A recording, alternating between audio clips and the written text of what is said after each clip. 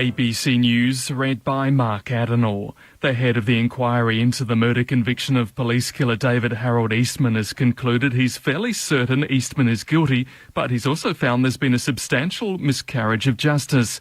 Gordon Taylor reports from the ACT Supreme Court. The inquiry has recommended the murder conviction against David Eastman for the killing of one of Australia's top police officers in 1989 be quashed. Eastman has already served 19 years in jail for the murder of senior AFP officer Colin Winchester. The inquiry into his conviction uncovered serious doubts about the forensic evidence used to convict him. Inquiry head Justice Brian Martin found there'd been a serious miscarriage of justice and has not been given a fair trial. Justice Martin said he was fairly certain Eastman was guilty, but recommended the conviction be quashed because of the passage of time. Gordon Taylor, ABC News, Canberra. At least 2,000 demonstrators are rallying in central Melbourne against the federal government's $7 Medicare co-payment. Freya Mickey reports. Waving placards saying hands off Medicare and stop the cuts, protesters are united in their opposition to the proposed $7 Medicare co-payment. The rally has heard from doctors, midwives and Federal Labor's health spokeswoman, Catherine King, who said the government was trying to attack Medicare. Other speakers say the federal budget is forcing the most vulnerable to do all the heavy lifting. Protesters are now marching down Swanston Street towards Federation Square. Freya Mickey, ABC News, Central Melbourne.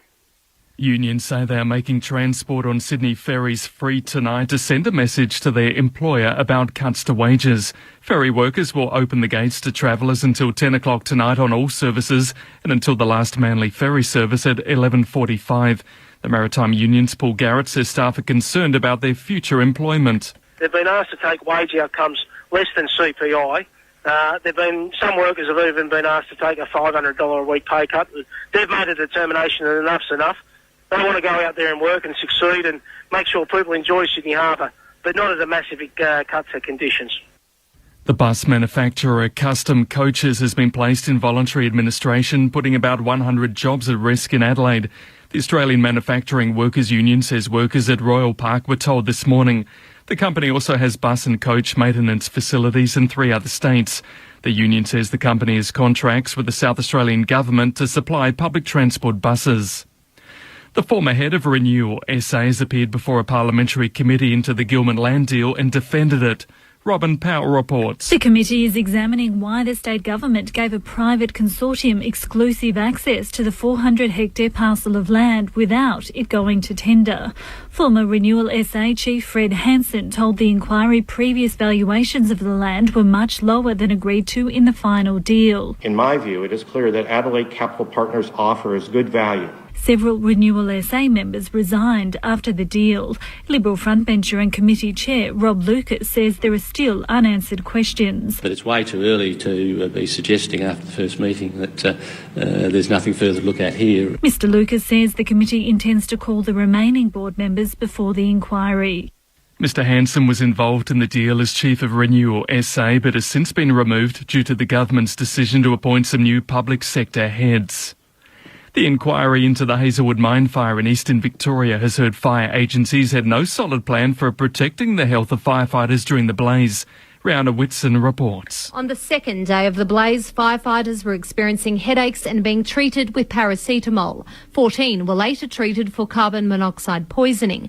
The CFA knew the risk but did not implement procedures until a week into the fire. The Fire Services Commissioner Craig Lapsley admitted the delay was unacceptable. He also agreed that guidelines for the wearing of breathing apparatus were confusing and conflicting. Mr Lapsley told the inquiry the CFA and MFB will launch a health study of firefighters who attended the blaze. A community witness giving evidence said health information from government agencies created fear and anxiety among residents. Rihanna Whitson, ABC News, Smallville. To the national weather for Saturday, Sydney expecting a few showers, a top of 20. Melbourne a little late rain, heading for 17. Brisbane a few showers, 23 degrees. In Perth, partly cloudy, 20. Adelaide morning rain, then showers, 15 degrees. Hobart mostly sunny, 14. In Canberra, a late shower or two, a top of 17. And Darwin, mostly sunny, an expected top of 33 degrees. ABC News. Tap into the conversation about food and fibre production in Australia and overseas. ABC Rural is the online hub for rural news, features, analysis and opinion produced by the ABC. With specialist coverage from regional reporters, Landline, ABC News and Television, RN and Radio Australia, we dig deep and put it all in one place. abc.net.au/rural. On your mobile, desktop or just search ABC Rural. The guys who want to play in a premiership and be a good team, they want to play with blokes who have the same attitude. That's what good clubs are all about. It was the simple stuff. Had a bit of space, kicked the ball forward and won contest. I suspect in 10 years' time in big games, that'll still be the most important thing. The great wins is when you coach against a side that is better than you and you win. They're the great moments that you remember. Bangs the Roos inside, 50 to the commentary and Don't tell me he can do it again. Yes. Receives it again. Sides it home for another goal. Dwyer from inside the centre square. Out towards Elliott. Onto the left boot. The goal umpire never moved. In fact, he almost broke out into applause as he watched it go over his head. Grandstand AFL. Oh, Watson with the gloves. Shocked it. Grandstand AFL. Live and commercial free. You're with Grandstand. On ABC Local Radio and on ABC Grandstand Digital. When it comes to the Indigenous history of Australian football, St Kilda and Collingwood are bound together by events of a couple of decades ago and the brave stance of Nicky Winmar, which became iconic one afternoon at Victoria Park. So as the AFL dedicates round 11 to celebrate the enrichment that the Indigenous players have brought the code, the Saints and the Magpies are drawn together as a symbol of where we were and how far we've come. On a Friday night under a closed roof at Docklands, it's St Kilda and Collingwood on Grandstand AFL. Gerard Whateley with you. Nathan Burke is in place with very much a recognition of the history of how all of this has unfolded. And Nathan, this is something that St Kilda have wanted for some time. Absolutely, Gerard, and good evening, listeners. But yes, well, we've been petitioning the AFL for a recognition of probably the significance of what Nicky did all those years ago. As you mentioned at the start, these two sides are intrinsically linked in the whole reconciliation aspect of AFL football, which I think AFL football should be congratulated because we do it extremely well. So to finally get this game tonight and to be able to relive that important moment long ago is a great thing for the game and also for the everyone involved in the game. And we look forward to sharing the night with you. Adam White, welcome. Hello, Jed. I remember that game. It was a really good game of football. I was playing golf at Token Wall, walking down the fairways, listening to the game on my Walkman, and then I actually watched a fair portion of the match yesterday on YouTube. And you forget how that was just some very, very good, a very, very good team that St Kilda had at the time. And I think it was that Gilbert McAdam had a big day, and it was just it was a fantastic game of football out at Victoria Park. It's funny that. Look, we didn't realise the significance of the moment until the next day. I think the photo in the paper really immortalised the moment. But most of the talk after the game was Danny Frawley was on the bench. And as he was jogging along the sidelines, somebody, spur of the moment, chucked a 4 and 20, hit him straight in the face with a pie. And that was sort of the majority of the talking point after the game, Danny getting hit in the face with a pie. Punchline to any joke. I was actually going to ask what Berkey was doing that day. He wasn't playing golf at Tocqueville. He was playing that day, and you did it right as well. You got a fair bit of footy and kicked a couple of goals. Couple of goals, that's a rare occurrence. So those ones live in the mind. That's right, yeah. And anytime I kick 2 goals, that's a very rare occurrence. And Alan Richardson had a stake in the game, and he spoke about that today. He was playing for Collingwood. He played on Nicky Winmar, and here he is tonight as the coach of St Kilda. David Parkin, welcome. Thanks, Stuart. I'm very pleased to be here too, and the significance of the night should not be lost. We'll expand on that shortly. But Matt Finnis is with us, the St Kilda Chief Executive. Matt, welcome to Grandstand AFL. Thanks for having me, Jared. So what are you? I think someone just said to me 37 days into the job. That's right. I think, it's about 5 or 6 weeks, and clearly I know it all by now and got it all under control. How has the experience been moving into a club? Look, it's very different. I think the industry is the same, and that's about where the similarities end. But look, I've really enjoyed it. It's a wonderful thing to go into a club which is a foundation club of the AFL, and you really get a strong sense of the breadth of and passion of the people for the organisation. And clearly we've got some work ahead of us as we rebuild this club, but the opportunity for me now is we're actually building the club as we build the team, and the chance to do that with everyone in it together is really exciting. What were your expectations heading towards the job? Did you know what you were in for? Yeah, look, I did. I mean, it's something where I've had the privilege in working for the Players Association for a number of years to see all of the clubs up close, and from my point of view, I could see that the club had made some really strong decisions in recent times. You've got a new coach, you've got a new president, and you've got a really clearly articulated list strategy, which is, we saw some tough decisions being made towards the end of last year, which, weren't popular at the time, but now we've started to see, I guess, some of the fruits of those decisions coming through at the start of this year. So, it's going to be, a long journey, but it's something which I think the club's already started to make some important decisions towards that. What did you want to do immediately, and what have you done in the first few weeks? Oh, look, I've got a view that you listen, then you lead. So I've really enjoyed the opportunity to meet a lot of people, to speak to a lot of people, learn about what they think the club is doing well. You can often get conversations about what we're not doing well, but I think you've got to look and say, well, what are some of the strengths of the organisation that we can really build upon? And so I've really enjoyed getting to know that and getting to know the people down there and really learning about a lot of the inside runnings of our footy club. I've spent the last 2 days in a mid-season review of the football department, and that's been fascinating to really get a sense of how all the different moving parts of the club are working together. Just before I open it up, tonight it's the biggest fixture of the season from a St Kilda home game perspective. What does tonight mean to the Saints?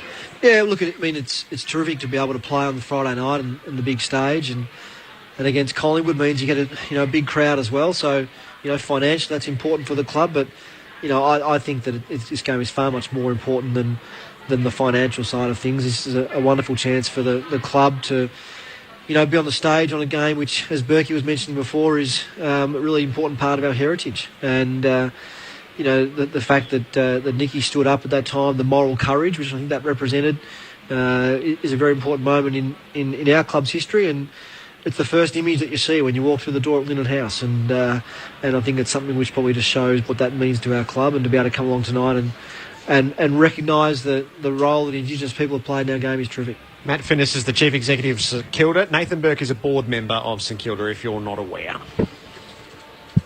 I want to ask how the process came about. I've sat next to you in committees galore, and we've talked about all the issues I think that football faces. I wasn't quite expecting you to go in that direction at that time. I'm just wondering how, if you can publicly give us a bit of how that process started.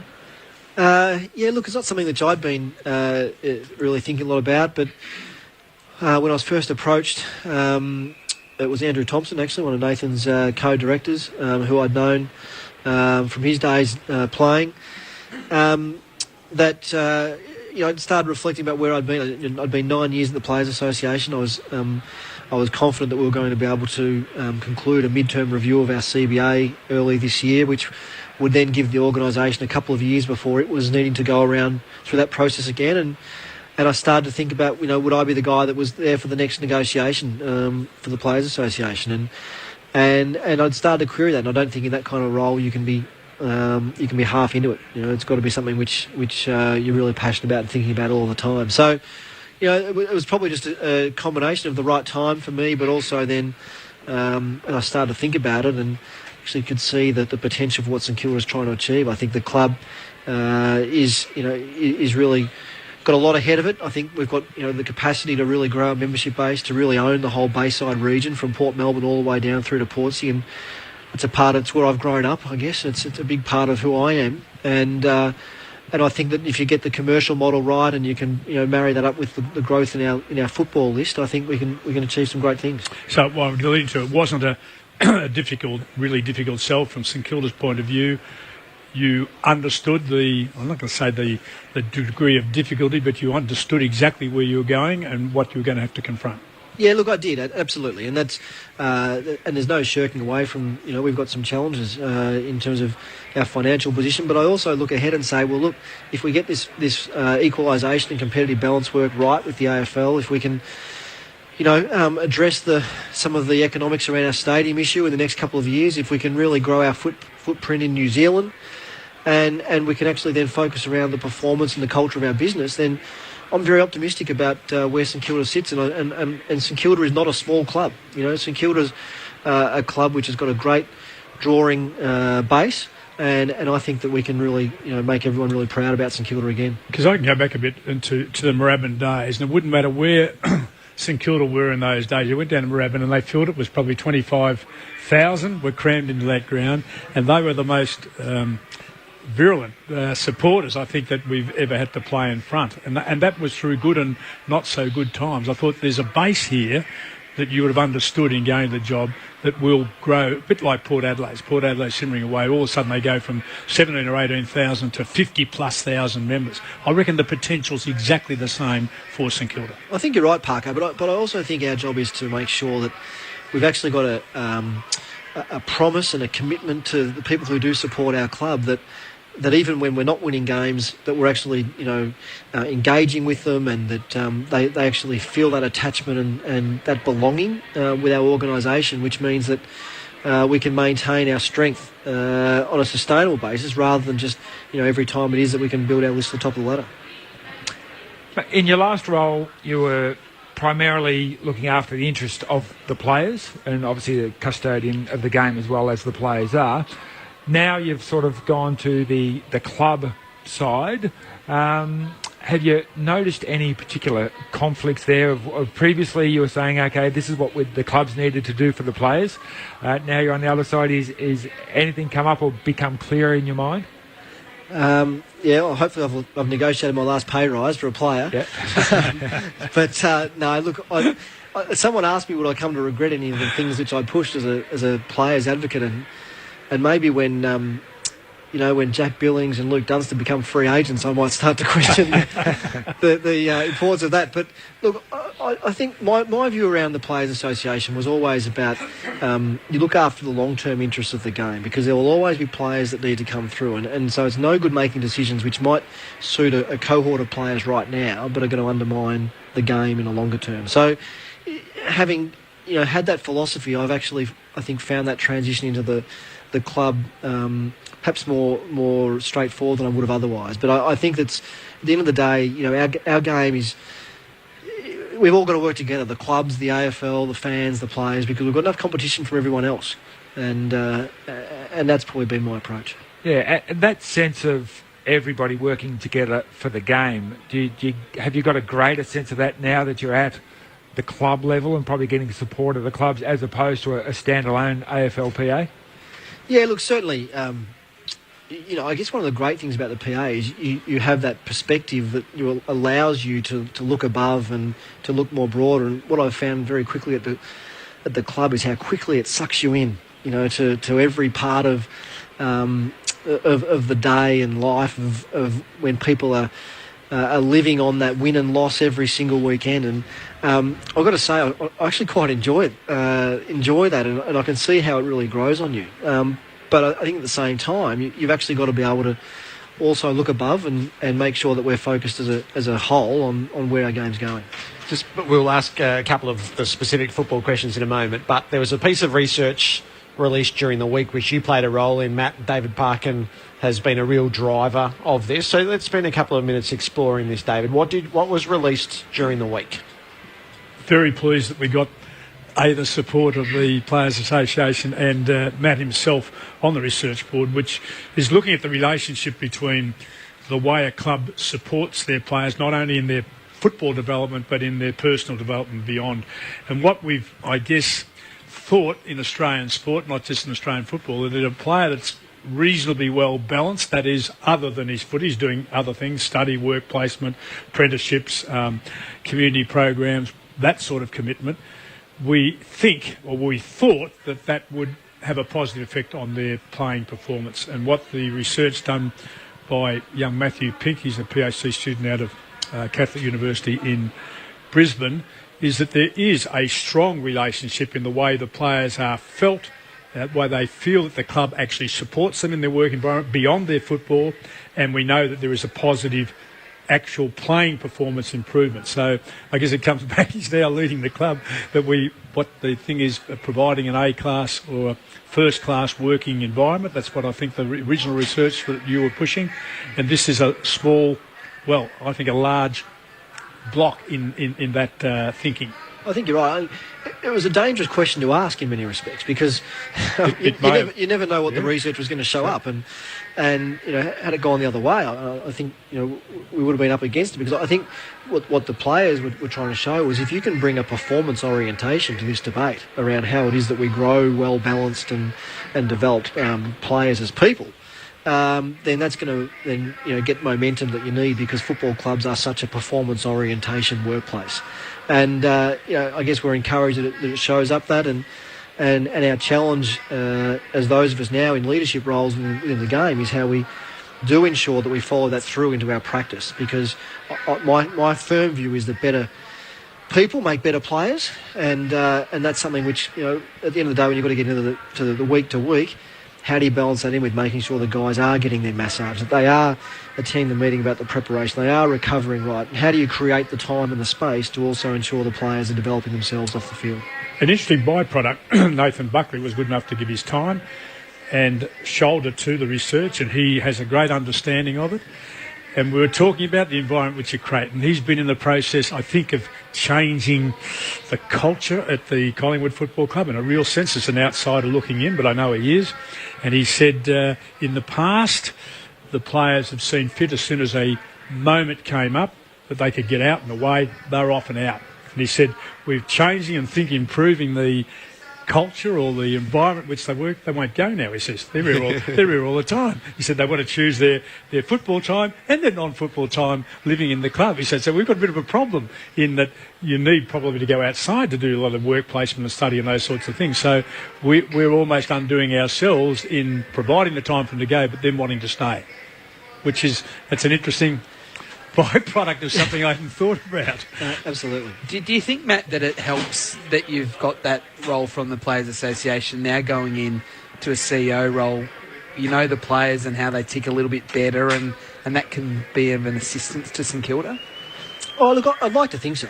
I guess I've got a lot to learn about all the other parts of the business, and I've been pretty intent not to try and impress upon my view on relation to a whole lot of matters around Players Association kind of business, even though I sat there in a review meeting just yesterday and the high performance coach was talking about the balance and how to get a hold of the players when they've got their CBA day off. Everyone looks at me and thanks very much for that, but I think it does in terms of just having a broader view, but to be honest, what I've also bring to the table I think is having seen which of the clubs are able to almost buck the trend, buck the system. The system is designed with a salary cap and a draft. You have your turn at the top and then you go back down again. And there's some clubs, which we all know, the Hawthorns, the Sydney, the Geelong, but these are clubs that have been able to buck that system. And I believe that there's some key characteristics which they share.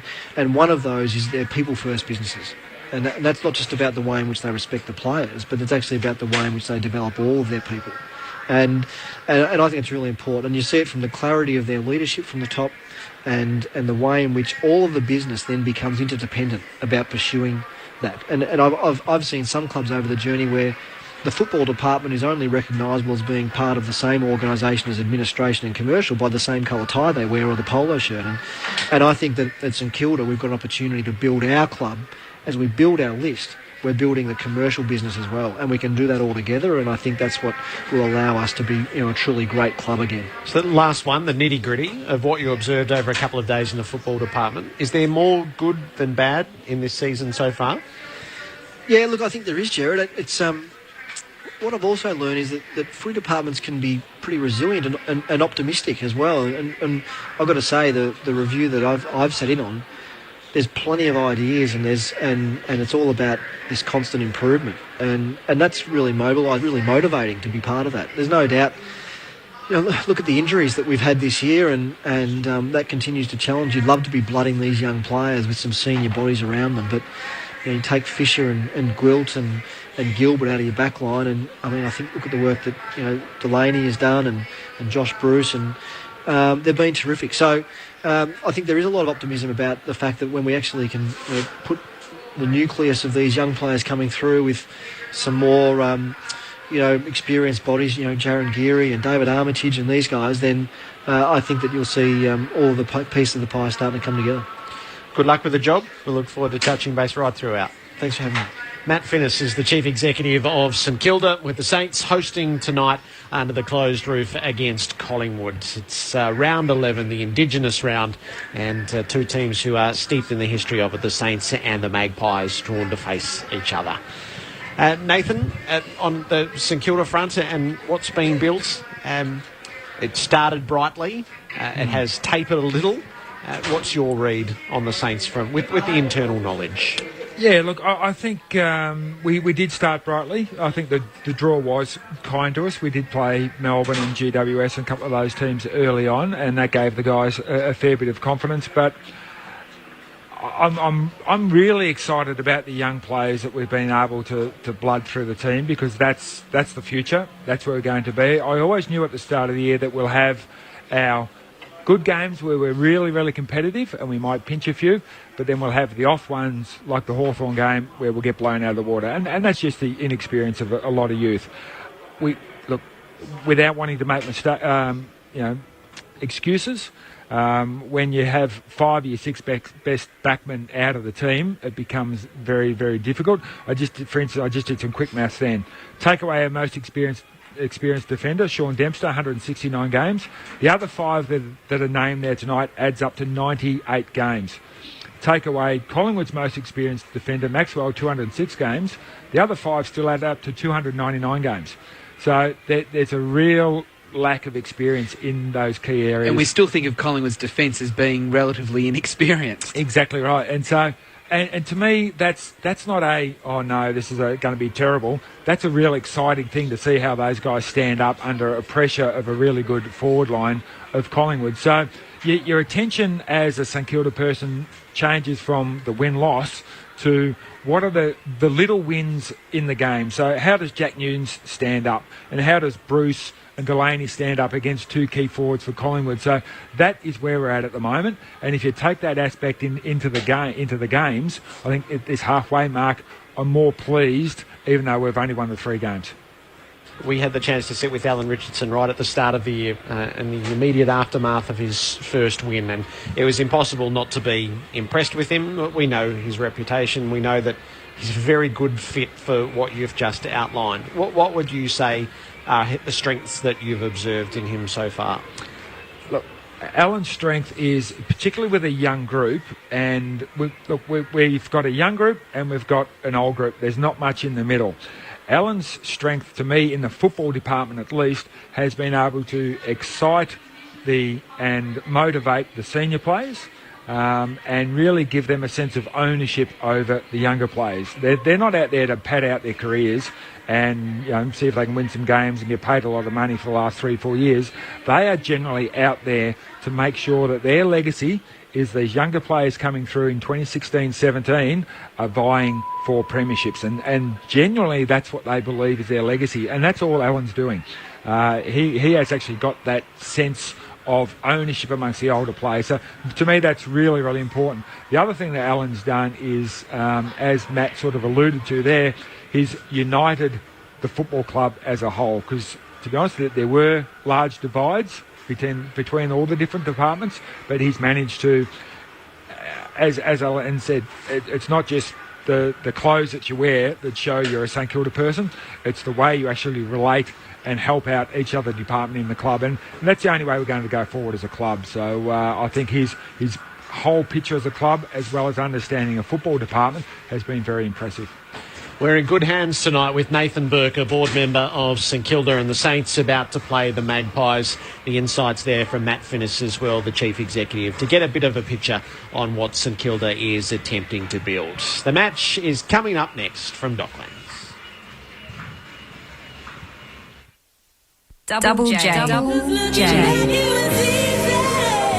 The ABC's new music radio station is ready for your ears. I can't believe all of the things they say weekdays, join Nick Warhurst, playing you the music you've loved and the music we reckon you're going to love.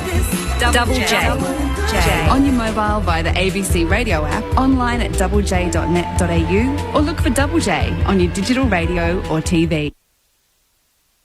Grandstand. ABC Grandstand. On radio, online, and on digital radio. The Australian game has been deeply enriched by its Indigenous players. Winmar's got a chance here. Takes it. Left foot, look at this. Wonderful. Men who have become symbols not only of artistry and wonder, but of enlightenment and progression. Huge honour, but the most important thing out of it all is that we get to represent our people and where we come from. This weekend, the football world pauses to rejoice. Indigenous round obviously means a lot for us Indigenous guys. Something that's, really proud to be involved in. Paying respects to the Indigenous players and the contribution they've made to the game. From the pioneers of the past. That's Polly Farmer's second for the match, and there he is. He's been a wonderful player all day. To the stars of the day. Up goes Rioli, marks, lands, plays on, scoots away, snaps the goal. I grew up on the Tiwi Islands and can remember just, bare feet, shirt off. I was just kicking the ball up. There's about, 20 kids chasing one footy, and those are, good memories. From the Sherrins to the Guernseys, from the long walk to the dream time, to celebrate Indigenous round. Grandstand AFL. Matera sets sail for home, and the Eagles hit the ground. Down towards half-forward flank. Mitchell! Whoa! What a mark, Michael Mitchell! Away goes Michael Long. 50 metres out. Still going. 30 metres out. Oh, what play! It may have been touched on the line. No! Hugging the boundary line. It's still a live ball. Out of mid-air. Wait, get in. Goal of the year. Inside 50, O'Loughlin's his home. He marked it. Off to Jeddah. A standing start. Don't tell me Leroy Jeddah. It's a goal. Goods roving superbly through the pack. Runs to full forward and slots his third. Dodges one, dodges another. Oh, thanks for coming, Andy McLeod. You are a beauty. And bounding onto it is Franklin. He's away. He's had two bounces. He runs to the goal. Oh, buddy, you are magnificent. Grandstand AFL. On ABC Local Radio and on ABC Grandstand Digital. Grandstand Digital. The Friday night of Indigenous round is set aside for St Kilda and Collingwood under the closed roof at Docklands on Grandstand AFL. The Saints and the Magpies coming up. Gerard Whateley and Adam White to call the game for you. The team news, Whitey, was big indeed. It was, and, not good news for Collingwood because Dane Swan is out, as is Brodie Grundy. So their ruckman and they're, one of their best midfielders. They've got plenty of them, but Dane Swan, that's a big shock. He doesn't usually miss games of football. So coming into the side is Josh Thomas and also Paul Seedsman. So Seedsman will be the sub for tonight for Collingwood. St Kilda as selected, so Simpkin, Saunders and Donnell will not play, and the sub for the Saints will be Clint Jones, which is a little bit of a surprise. Maybe he was going to play on Dane Swan, so they thought they'd give him a bit of a break this week, I'm not sure. And Nathan Burke and David Parkin are our experts tonight. Just before we hook into this, last night, what happened last night? The magnitude was epic. It was absolutely terrifying what the Sydney Swans did to Geelong with a 110-point margin. And all I could think about was you. I thought there'd be one person who'd be watching this who will be disliking it intensely. Look, I have never seen where you have what we would consider to be two quality teams. We know both Sydney and Geelong are probably going to finish top four, we would have thought. For one team to get hold of it and basically hang on to it from almost the first bounce to the final siren. We talk about momentum shifts, which we'll probably even get here for a while tonight, with two unevenly matched sides, in my opinion. I start off by saying I need to be respectful tonight for Nathan Burke. I've actually written that down as one of my leading notes. I'll keep pointing to it. It's not highlighted, but it has a circle around it. But I can't remember where two what I call very talented teams, one of them just couldn't get started. They didn't. The players that initiated, the captain and Stevie J and people like that, just have the ability to stop this and do something about it off their own bat and their mates come and follow them and they start to score. I wondered at one stage, seriously, whether they would score the second goal. It got to that point. So I didn't like it in terms of where the game is going because it underpins what Sydney have designed and now organised and now are implementing, which was... I wasn't terribly happy at the time, but I thought this comes back to bite them on the backside, that they go and pay $10 million for a player. Even within 3 games, they've been able to structure a front half chair that actually worked, because now Franklin is playing with the athleticism. We know that he's a fantastic athleticism. He was opening it up and letting the big fella go back, and I know he was undermanned in terms of the defence which Geelong would provide, but he clunked the ball so convincingly, and should have probably kicked 7 or 8 goals the way he played, that, and the combination of Reid running round as a, thank heavens, who's going to be able to stack up a back half if they're coming in 75 times. Oh, I thought 57. 75 times. I got the figures inside back in front. 75 times. And I saw Tim in an interview today and I laughed at him. He said, it's pretty easy to play when the ball comes in 75 times. He actually said, and he wasn't being a smarty, he was just making the comment.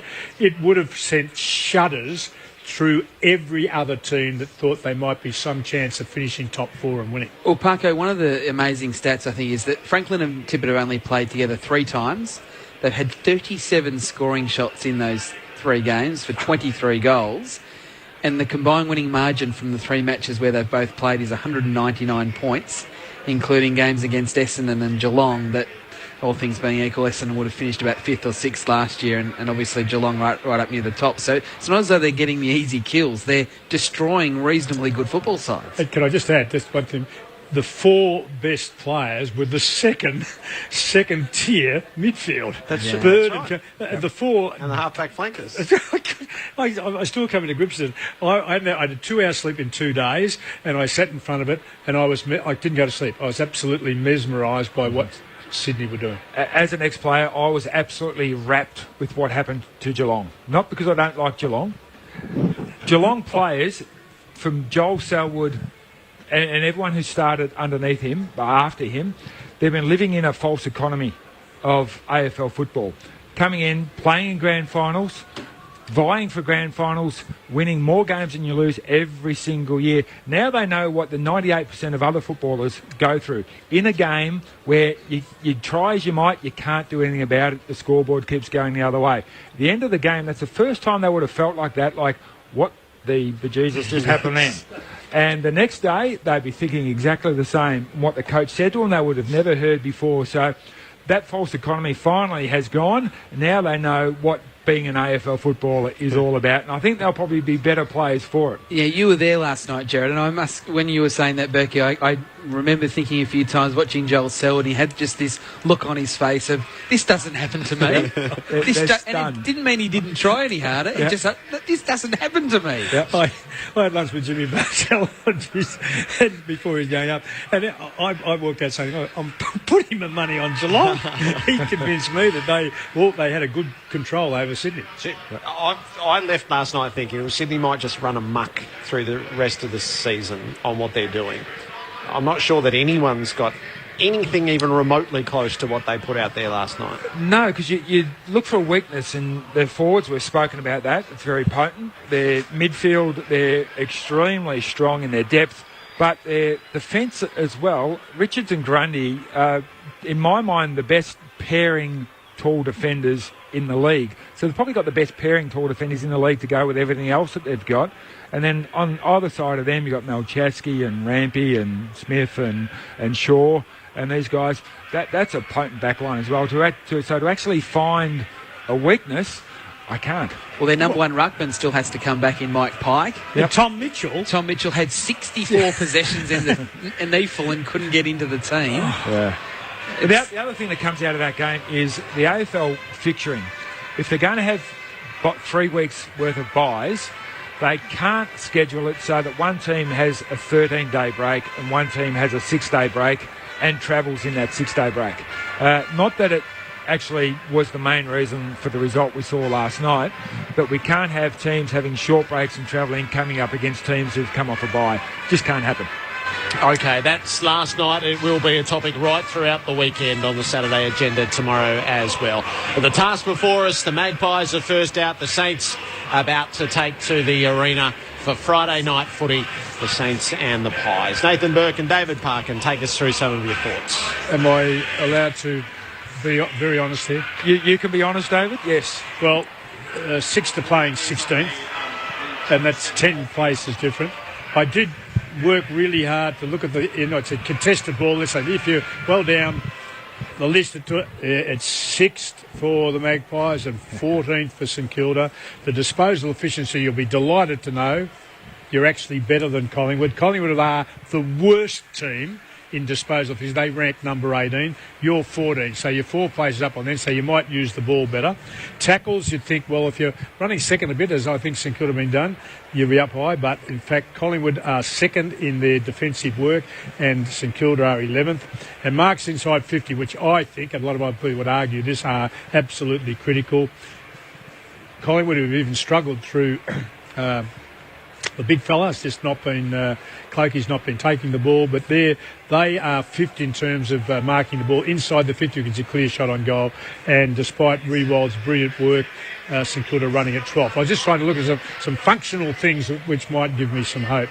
The quality of the players that Collingwood bring, and Collingwood are on the rise, there's no doubt about it. To me, they are structuring a club and developing the players without great expectation, nice and consistently. In the couple of years ahead, I think they'll be a competing premiership team. That would be my view. And I think, to be truthful, St Kilda are just forming their base now with, I think, some of the most exciting kids in the competition who just needed the 6th or 7th you mentioned before.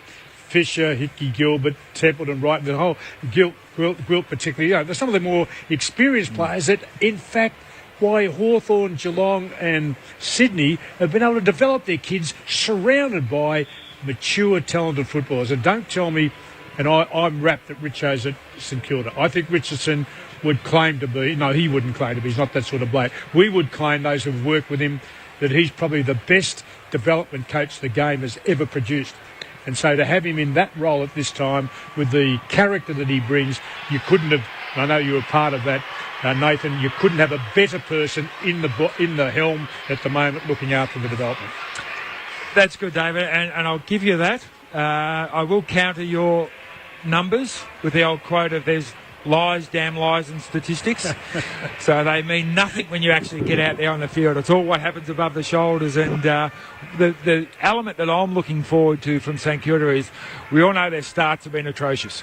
They've only won one first quarter so far this year. So they've spent the last 2 weeks figuring out what we need to do to be in the game at quarter time and not to be chasing the other team down in the last 3 quarters. So I'm looking to see what they bring above the shoulders into that first attack and that first contest all over the ground, and how they structure up. Are they going to have a man-on-man type of defence to make it that tight, or are they going to play a zone type of defence? But to me, that's one of the things I'm going to look forward to today is how the Saints start the game. Well, you've got some inside information. But if you're saying the start, they would have talked it because you're on the end of the inside talk. I know that.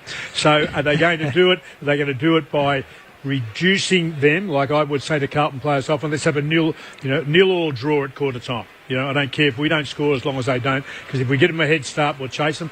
They're not as good as us, so we can't let them think that they are by stopping them early. Now, do you reckon St Kilda are going to slow the scoring for Collingwood or have a real crack and open up on the scoreboard? Well, this is a guess, because I'm not that much on the inner sanctum. I can give you the tip there. But, no, I think if they go in front even at quarter time, they'll be happy. If they go in front at quarter time, then they'll be ecstatic.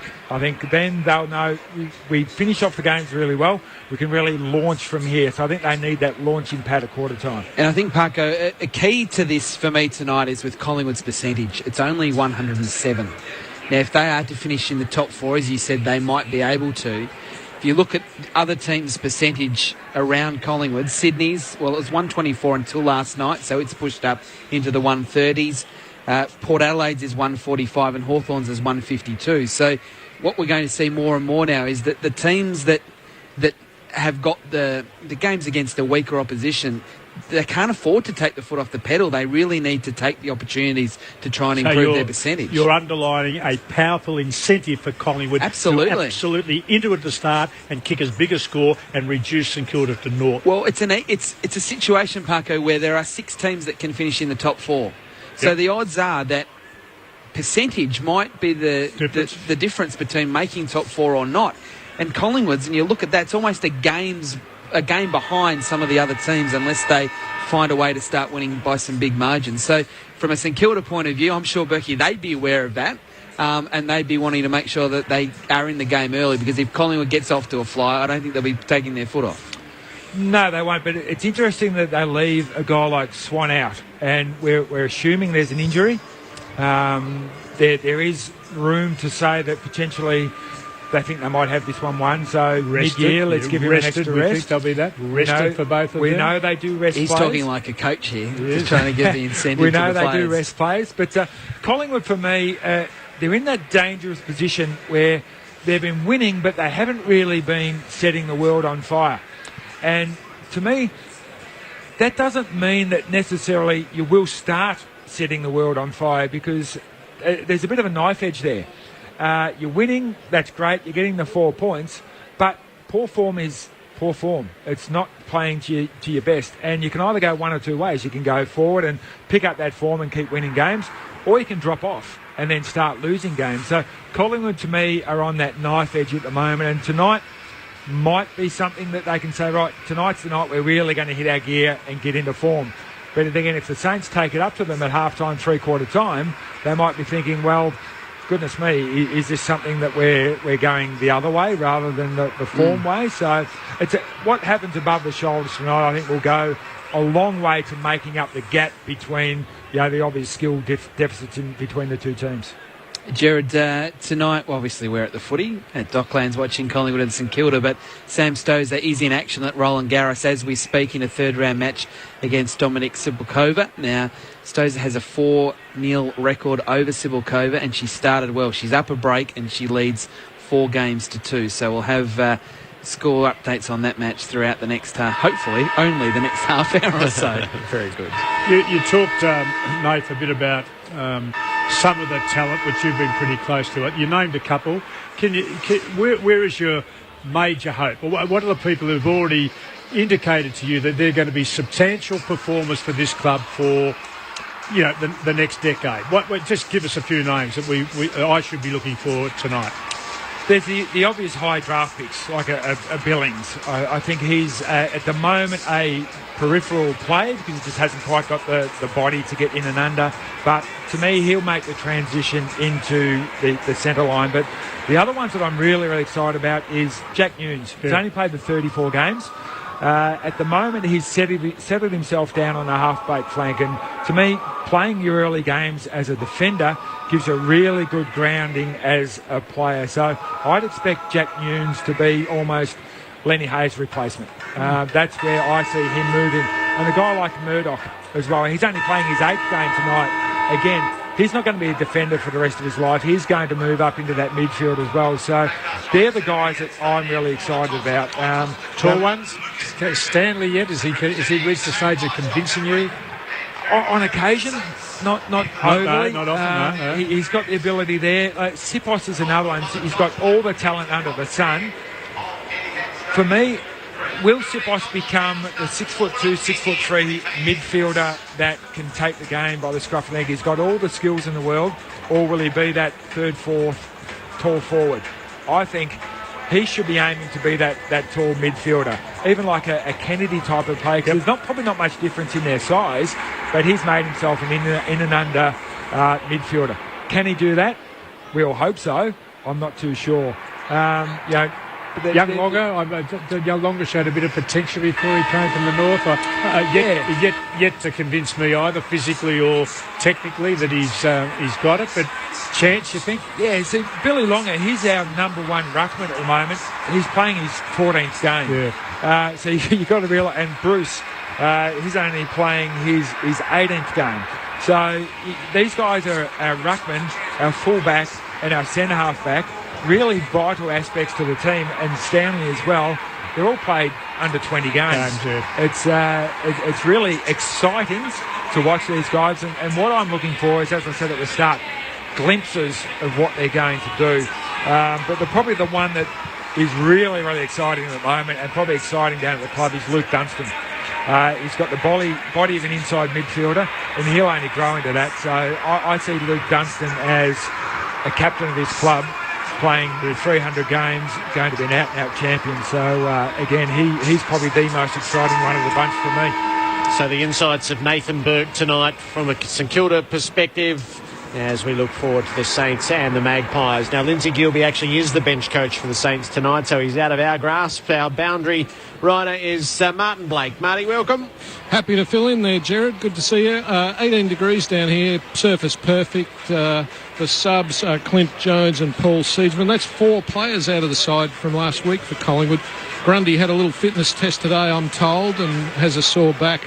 And Dane Swan has a heel injury. Okay.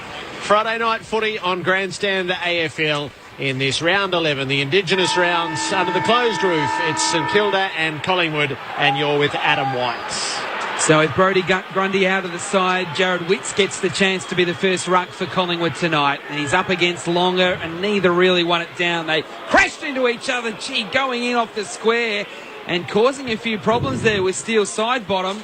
He's made contact high with Maverick Weller, who's groggy. He's handballed it away, and he's in real trouble, Maverick Weller. Stephen has it in the middle, and he's been tackled, and it's holding the football, but the trainers are trying to get out to a very wobbly Maverick Weller. As side bottom, I think it was, who came off the square. Got him at the point of the elbow. Yeah, he's in trouble. Not stretched out and tucked in, but got him right in the mush. So while all that goes on, it looks like there could be a blood rule situation. The umpire's looking. Nope. It's all been waved away. So it means that Travis Cloak can take his kick from inside the centre circles, not the goal square. He goes long, coming in from the side with Fasolo. Couldn't take the mark. Comes out towards Montagna. Handball, not good. Goldsack takes it. Handballs to side bottom. Got tackled. Handballs and coughs it straight up. Hayes got a handball out there. Now it's St Kilda building. Lots of handballs in there, although the one that missed the target was Murdoch. Now it's with Stephen. Still handballing, and it's Montagna that eventually kicks it, but not well. No, it's intercepted by McCaffer, who didn't have to break stride to get hold of it, off to Beams and Pendlebury, and he places it inside the 50 for side bottom. And the opening minute and a half has revolved around side bottom. He lays off the short pass a little further afield and closer to goal, and it's Fasolo who's taken the mark. He's looked pretty... Well, Fasolo was the one that went right over the top, almost a body length over everybody else to not catch it when it first came in, but he's got plenty of power. McCaffer has gone to Stephen. I think I probably expected that before the game. He loves a goal, Alex Fasolo. He's had to settle himself with learning things at half-back. But the chance for the first, from 35 out, the right foot drop punts. He was never going to miss out on such an opportunity. Alex Fasolo with the first of the nights. It's come after 2 minutes. Well, I think the fact is that he's, I think the ex-captain, after his demonstrative, input, feedback, has got rid of him. He's down the front half. So he's got rid of him out of the back half. He said, I'm not putting up with you any longer. Go down and play with those layers that want to jump over everybody. Travis Cloak will be really happy with his first touch. He actually ran in and chased down Jack Stephen, which is no mean task. Ran 30 metres, tackled him, and his first kick just was a big long bomb up forward. It wasn't a set shot at goal, which can play with his mind. So perfect start for him. Blakey, you're down there. Mav Weller's come to the bench, and the doctors are around him. What's the go, do you think? Look, he's very wobbly when he first got hit, Whitey, but he's okay again now, and he did go to Steele's side bottom as he went off just to let him know that he wasn't happy with it. Okay, Collingwood with the clearance here. Side bottom getting the handball to Williams, who got tackled by Malera. Well done, holding the football. Free kick to the Saints in the middle of the ground, and that will be 50. An absolute brain explosion there.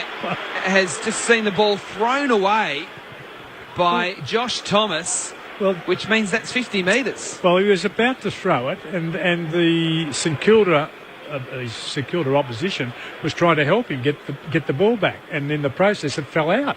I thought it's a bit rough. Well, Malera, who tossed the coin tonight for the Saints in Indigenous round, has a chance to kick St Kilda's first goal of the night. 40 out, straight in front.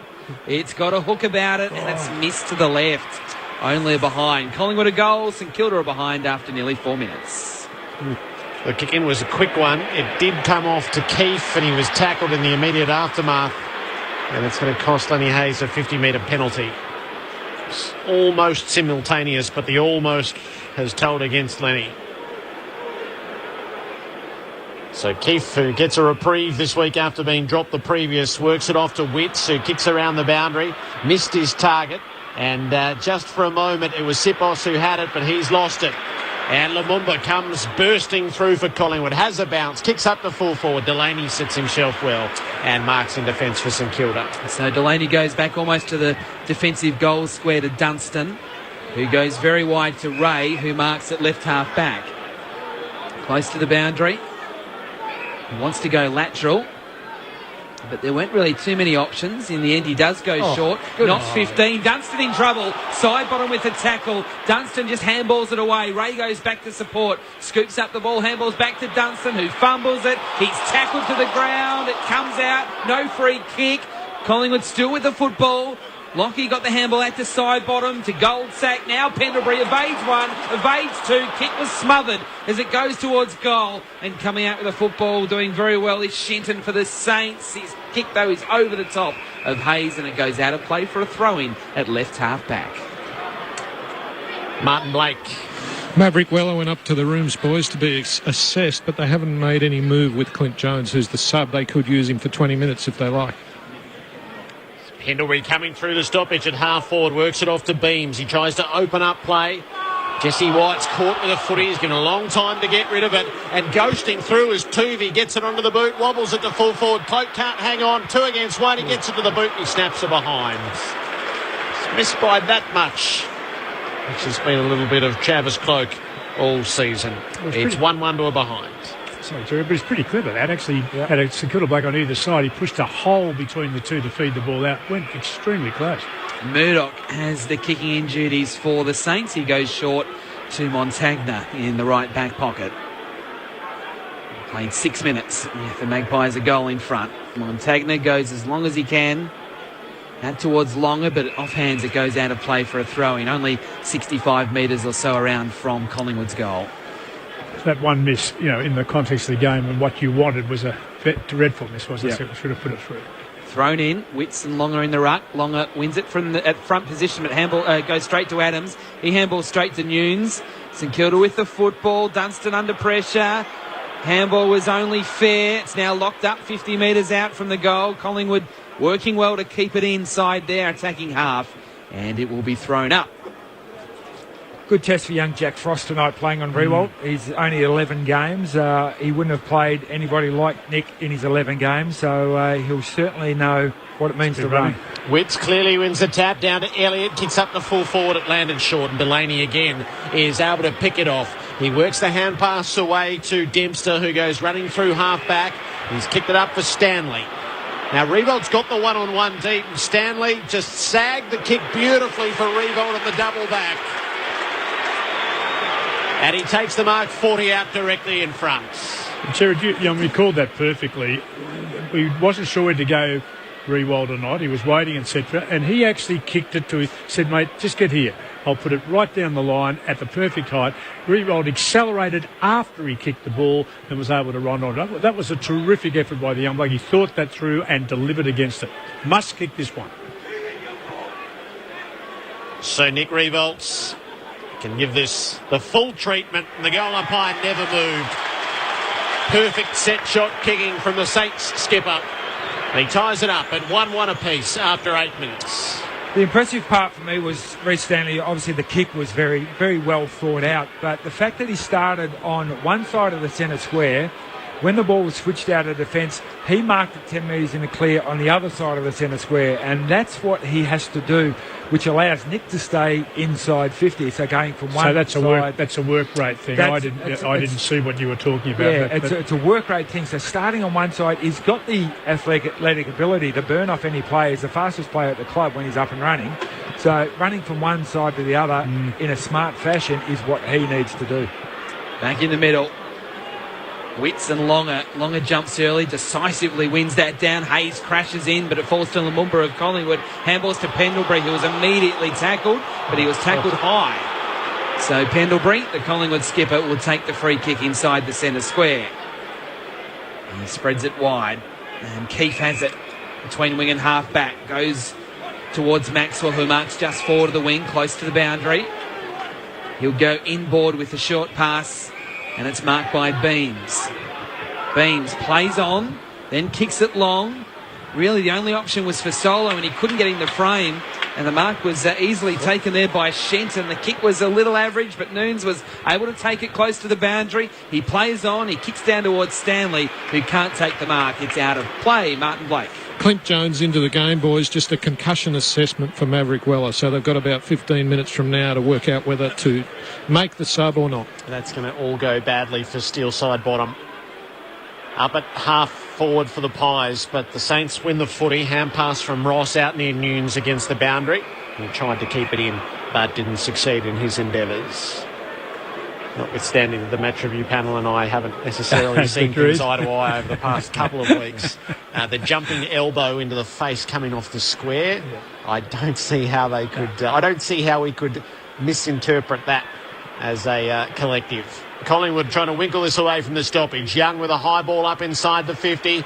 Cloak was in the pack. He didn't get near it though. Shenton at the drop for the Saints. Hand pass to Ross, who dropped it. And it goes out over the boundary in the left forward pocket. The combination, Nathan, of both Delaney and Shenton, that's really working at the moment. Really working. Two really into it. Thrown in. One down by White of the Magpies to Adams, who is dispossessed by Schneider in the tackle. And now it's Seb Ross applying a big tackle, and the umpire looks for a long time before eventually coming in and calling for it. 40 out from Collingwood's goal. Waited a long time then. I felt sure he was going to call holding the footy. Umpire Chris Donlan. Anyway, he throws it up. And now it comes down. Seb Ross is tackled again. Stephen in there for the Saints. He was beaten to it by Josh Thomas, who kicks back to full forward. Again, Cloak was behind. Delaney did okay, at least initially. Now it comes out Collingwood's way. Fasolo's there. He's tackled. And the umpire again waits a long time before calling for it. Still just 35 metres out from Collingwood's goal inside 50. Plenty of prior opportunity there. Took him on. Did he get away with that? It's at full forward for the Pies and has been for a little while. Stoppage with plenty around it. It's gathered off the turf by Longer. He feeds it out to the side, and the kick came out of half-back for Stevens. Might pan out all right for Stanley, whose hand pass didn't quite find the target. Dunstan committed himself over the footy. He got taken high and he gets the free kick. He's up to use it quickly. Dunstan kicks up to centre half forward. Lumumba's in front over the Pies. He gets tackled by Stanley, who's right in the game early. Williams has a go for Collingwood, gives it off to Tuvey. Kick out of half-back now for Young. He can work the outer wing. He pulls the kick in the direction of Josh Thomas, but he telegraphed it, and Dempster saw it coming and intercepts. And he goes over the top to Curran by hand, who chips it into midfield. Dunstan got a bad bounce. It lets him Blair for Collingwood. Another turnover. He kicks to Cloak, who marks just inside the centre square. He looks up. It's an open forward line. The kick is not great, although through the hands of Bruce of St Kilda, but he's got plenty of teammates in support. And now comes out to Shenton. He kicks towards the wing. Side bottom coming off from the bench. Was able to take the mark though for Collingwood, and quickly handballs to White. He also goes long and deep, but again it's tailor-made for the St Kilda defence, and Dempster takes the relieving mark for the Saints. Ross is his target out across the face of goal. He's got Curran and Stephen working with him. He gives it to Stephen, who kicks down the line for Hayes. This is on the outer wing. Revolt's the next target, 35 metres further afield. Stanley's gone deep, and so too is Billings. Revolt waits on the kick, and he goes for Stanley, but chipping in front of him is Sidebottom. And he wears one around the ear. He was probably owed that. So Collingwood goes forward again. Beams towards Cloak. He edges out Ross. It gets to the back. Cloak's first there. Runs onto it. 40 out in the pocket. He misses to the left. And another behind. So Collingwood in front. 1-2-8 to St Kilda 1-1-7. But Collingwood has had 12 inside 50 to St Kilda's 2. And Collingwood have been very poor at clearances so far this year. I think they're third last, but at the moment winning those 7-1. So maybe that's something that they've worked on over the break. 2 behinds for Cloak. Dempster got himself into a spot of bother in the defensive goal square, but he's able to see that off and kick it for Stephen. He works it down the line as they hug the boundary, and Dunstan has it. He's committed to play on. Brings it back near goal for Hayes. I've been pleased with St Kilda's movement, actually. The blokes are getting on their bike and trying to provide alternatives. He needed a target on the way out. He set it in the Billings direction. The spoil was made on him. Frost attacks the footy hard for the Pies, and he wins it well. Feeds it out the back to Langdon. Onto the right boot. Inside the 50. Elliott with a run. He rises. He didn't get high enough, which is unusual for him. Dunstan in the pocket. And now there's a free kick being paid by the umpire in the non-controlling area against Elliott. The umpire standing side onto that thought Elliott's endeavours were perfectly legitimate, but not to be. Josh Bruce takes the free kick and uses it to Dempster. And he goes short across to Montagna at right half back. Montagna plays on. Nice kick to Malera, who will mark on the City wing, close to the boundary. Handballs back to Montagna, who kept running. Short chipping ball towards Revolt, who grabbed it well on the half volley. Handballs to Ray. Rushes a kick inside the 50. Oh, there's a chance here for St Kilda. Sipos got out a handball, but it doesn't reach the target he was after. And Collingwood now clear with Langdon. Getting the handball out. Josh Thomas takes a bounce. Then chips to the wing. Not a great kick to Blair. And St Kilda will come with it again. Ray getting a handball to Curran. He feeds it out the back to Jones, the sub who's into the play early and works it up to halfway, where the mark was taken by Murdoch. His kick is a beauty, right up to the 50. Sipos on the lead marks. He kicks for full forward because Malera is all on his own in the opposite forward pocket. And the kick had such power about it that Malera was able to stand there and mark barely 15 metres from goal. Where'd he come from? Where'd he come from? About 8 of the Collingwood players looked at each other and said, where'd he come from? I'll get Blake to check, but I think it was Nick Maxwell going down the race, which may have just upset the balance down there shortly. Terry Malera, there is an angle here, but he's close to goal. To give St Kilda the lead, he nurses it home. And the Saints have rectified their stance. They've got the better of it after 16 minutes on the scoreboard. 2-1-13 to 1-2-8. Marty. Yeah, Nick Maxwell straight down to the rooms with an apparent back injury. Well, and because I looked up and I could see him coming, and he's come from 50 or 60 metres away with nobody taking any interest, certainly nobody on him, as such, even in within distance. And the kick and the finish was a ripper because he was sided and had to clear the corridor plus, and it landed perfectly in the space provided. It was a great kick. Absolutely no doubt about Sipos's ability to distribute the footy. We just need him to get it more often. If he can get it more often, he'll become a far more valuable player. Stanley this time into the ruck for St Kilda and wins it well to Stephen. Another clearance to the Saints. A rush kick though inside the 50.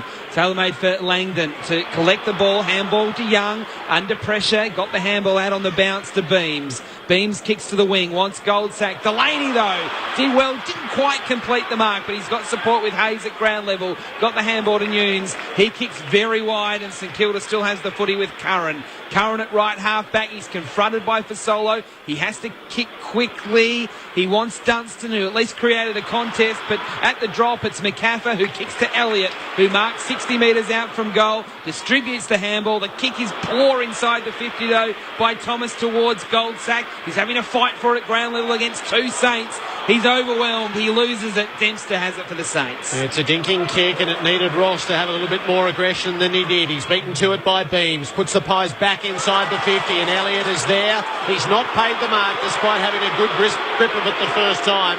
The kick on the way out is not the best effort of Nunes and it's out of bounds on the full.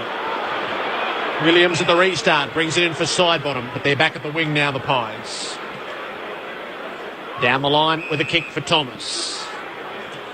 Thomas, he likes the look of Beams up at half forward. He went with the one hand, couldn't pull it in, and Murdoch is there to gather for St Kilda. They just need a bit of shore possession on the way out. They'll get it this time as Ross takes the mark.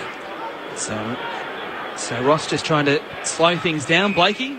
Nick Maxwell's got the red vest on, boys, limping badly as he came up from the room, so Paul Seedsman is going to come in. Okay, Montagna now has it. Handballs to Stephen. Stephen wide towards Revolt. Oh, strong mark in front of Cross. Just outside the 50, Revolt. He kicks to the top of the square. He wants longer. He stretches. He can't mark. Ray with the crumb. Ray with the goal. St Kilda's got 3 in a row. And they're out by 11 points, the Saints. 3-1-19. Collingwood 1-2-8 after 19 minutes. And Nick Maxwell, playing some of the best footy for his career, is out of the match. That is a big loss in the sense of where the game is too. The one characteristic that actually St Kilda have used the ball with their feet significantly better to this point than the opposition have. And I know they're not good. They're ranked the worst team in the Collingwood. They've already shown that 3 times. Blokes clear and only had to deliver half reasonable kicks. Absolutely mucked it up. So that is a weakness and an Achilles heel in the Collingwood game. And with pressure on, and they are giving it, St Kilda might just get them to turn it over and give them possession they maybe don't deserve. So Swan and Grundy lost and the team sheets came in, and Maxwell out in the first quarter and behind in the early stages. Collingwood did it the hard way last week. They're going to have to do that again this week. Adams uses Seedsman and side bottom from the centre break, and he kicks for Jesse White on the lead. And he can have the shot at goal. The inside 50, 16-6 Collingwood's way. Yeah. But St Kilda 3-1 to 1-2 as we hit time on of this opening term. Jesse White kicked 11-6 in his first season as a Magpie, coming here tonight from 50 out. He launches it. It's a mighty kick. A beauty through for a goal. Just a little steadier for the Magpies early. 2-2-14. They trail St Kilda 3-1-19. He's always had that capacity. I mean, in Sydney days, a long kick, he was probably more accurate round goals with a long driving kick than he was one within 30 or 40 in the corridor. And he's actually helped that balance a bit. Terrific at the other end. I reckon Riewoldt, to see Riewoldt 50% of the back time coming from the square and 50% of the time charging up with his nose, and Stanley with, as you said, the running capacity to be able to share that load with him. I think they're far better structured that way instead of running Riewoldt into the ground. So a right calf for Nick Maxwell in the middle. Longer wins the tap, then scoops it out. McCaffrey stole it. Kick was straight into bodies, and it comes out to Pendlebury for Collingwood. Handballs to Lumumba. Now across to Young. A driving kick on the left, going as long as he can. White couldn't quite get a hand to it, and off the pack it goes out of play for a throw-in. Blakey. 2 subs in the first quarter, boys. Maverick Weller's got the red vest on. He came back up from the rooms, but he's no good, so he's out. So Clint Jones will play out the game. No good for Weller, no good for side bottom. Witts wins the tap, but it falls St Kilda's way. But the poor clearing kick, and it's been marked by Williams of Collingwood. The kick coming out of the congestion by Montagna. And now Williams will kick to full forward. Cloak's there. Delaney with the spoil. Thomas off the pack. He's got it. Yes! 2 in a row to Collingwood. And the Magpies back in front. 3-2-20. St Kilda 3-1-19. It almost... accidentally came out to Thomas, and he thought, I could pick this up and kick a goal here, and he did just that. A little bit of lack of poise coming out of the back half for the Saints. It was a quick kick, and Collingwood, smart. Thomas set up a wall just outside 50 metres, and if your forwards put good pressure on, you're always in the play 60 metres out from goal. It's just a quick kick forward. Thomas marked it. Very good defence against Cloak, but again, it was smart play by the forwards in front. That's where the majority of the spoils go. So get yourself where football's a game of numbers. Get yourself where the percentages are, and you'll end up with a goal. Collingwood by a point. Bounced back in the middle. Witts wins the tap. Working hard for it was Adams. He's been dispossessed. There's a bit of holding on going the way of Longer. So the Saints with the clearance. Hand pass to Ross. Kick up to Jones. He feeds the hand pass on to Hayes, who lays it in the Revolt direction. It's high up. Not marked. Not back the way of Hayes. Couldn't quite gather against the boundary there. Scrapping for it Sure that, it will come out. Tuvi's able to pull it clear for the Pies. He kicks it out to half-back where Jesse White is waiting and they're queuing up. Pendlebury gets it. He goes gliding through the middle. Had a bounce. Laid it off to Beams. Sweeping hand pass off to White. He's just got room to get the hand pass away near the teeth of goal for Blair, who wrong foots himself, drags it back on the right and snaps it through for a goal. 4-2 to 3-1. Collingwood have settled into a rhythm late in the opening term. A bit sad really because they took it in on Lenny Hayes' efforts. Terrific get. Kicked and it just sat up a little bit for Nick Riewoldt. It was punched away from him. The first bloke in at the crumb was Lenny. He ran over the top of it. I can't believe it. I've never seen him do that before. And on the rebound out of that, on the back of Tuvey, I think, who came away into White. White hand pass over the top with a bit of good manoeuvring. The little bloke actually put it away under Blair. That's Blair Jared Bear under real frontal pressure. Great goal. So 3 in a row to St Kilda and then 3 in a row to Collingwood. But those 3 goals coming in just 4 minutes. Longer winning the tap again in the middle for St Kilda. Wicks picks up the ball. He's tackled to the ground by Hayes. The ball spills out back to Longer. Gets a handball out to Curran, who's under pressure. He's tackled by McCaffer. And the umpire again waits a long time before calling for it inside the centre square. Very congested midfield at the moment. Witts wins it down, taken though by Montagna, gets a handball to Ray. His kick was smothered. Falls back to Longer, who's tackled to the ground. Crashing through was Josh Thomas. Handballs it straight to Hayes. Handballs to Stephen. Through the middle. Kicks towards Stanley over his head. Frost should get there first for the Magpies unless the ball beats him. Oh, he got there just in time. Just kept running away from him. But he got there with about 30 centimetres to spare to rush it through for a behind. And Collingwood's lead is 6 points, 26-20. Two poor forward entries by the Saints. They had leading targets and twice went over their heads. Langdon into Williams, who goes bouncing through the defensive 50 and lays it off for Beams. Beams has a look around the city wing. It's nothing that he absolutely likes. Then he kicks for the lead of Pendlebury. He's pinched a step out on the lead. Brings it more centrally now to Witts. Transfer play back to the broadcast side from Langdon. He makes the dash out to half-back. Kicking the Fasolo direction. He overkicked him. It's just worked underneath it for Fasolo. Trying to get a cheap one there against Nunes. Fasolo up to full forward in the cloak. Goldsack direction. Goldsack had the run at it. Shenton gathers for the Saints though. Hand pass to Montagna, who ran out of room. He's dragged out over the boundary next to the behind post. So as Jared said, next to the behind post, so deep in Collingwood's forward 50, right forward pocket as it's thrown in now. Witts wins it to the front to a dangerous spot. Adams is there. He gets tackled well by Stephen on the goal line. I think Fasolo's kicked it. He has. So Adams was tackled, was dispossessed, and Fasolo picked it up on the goal line and kicked his second. And all of a sudden, Collingwood out by 12 points at the 26.5-minute mark of the opening term. I couldn't pick that, and the 6 backmen have collectively come together in a huddle, a really tight huddle of St Kilda backmen, and are trying to settle the thing down. It's happened so quickly, they've almost been nonplussed, hasn't it? It's just four goals almost is in as many minutes, and the young blokes are looking for a bit of support. And it's hurting the Saints. The Saints so far this year have been very poor. Once the ball hits the ground up forward, it comes out far too easily. They don't get second and third shots at goal. When it's going in, it's coming straight back out. Whereas Collingwood there, second and third effort, and they got the goal. Pies by a couple of goals. Hayes gets hold of it first in the middle. He gives the hand pass off to Stephen, who worked it out the back.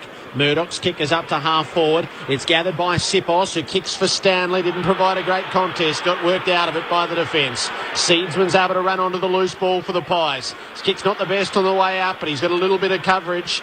And gathering is Thomas, who kicks up in the cloak direction. Good decisive lead and strong hands. Off to Pendlebury. The kick is smothered on the way through. Shenton drops the footy. He wouldn't have been paid the mark, but he's got to go and win the loose ball. Hand pass to Delaney. Stands in the tackle. The Saints got to stand up here. Bruce is after it, but Sidebottom's after him. Strips him of the footy. Sidebottom has it, looking for a target and finding Fasolo, who is enjoying his transplant back forward.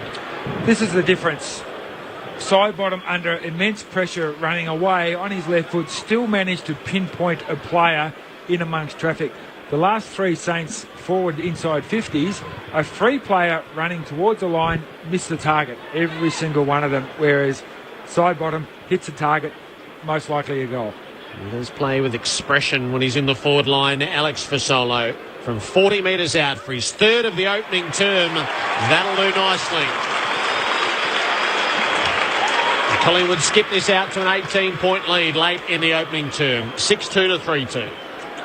Well, it's a good start by Fasolo. 3 goals in the first quarter. You've got to be happy with that. But well, Becky, they've tried to use him as a defender, but he does provide that X factor in the forward line that Collingwood hasn't really had since Andrew Cracker, really. Reading the pocket profile in tonight's footy record by Jamie Element, who fancies himself as a celebrity, was one of the 5 creatures, Alex Fasolo. So where would you play a bloke who fancies you? You wouldn't play him down back. You put him in the front half. If you want to be a celebrity, not many backmen are celebrities. No. Well, it is 4 goals in 8 minutes. 4 goals in 8 minutes.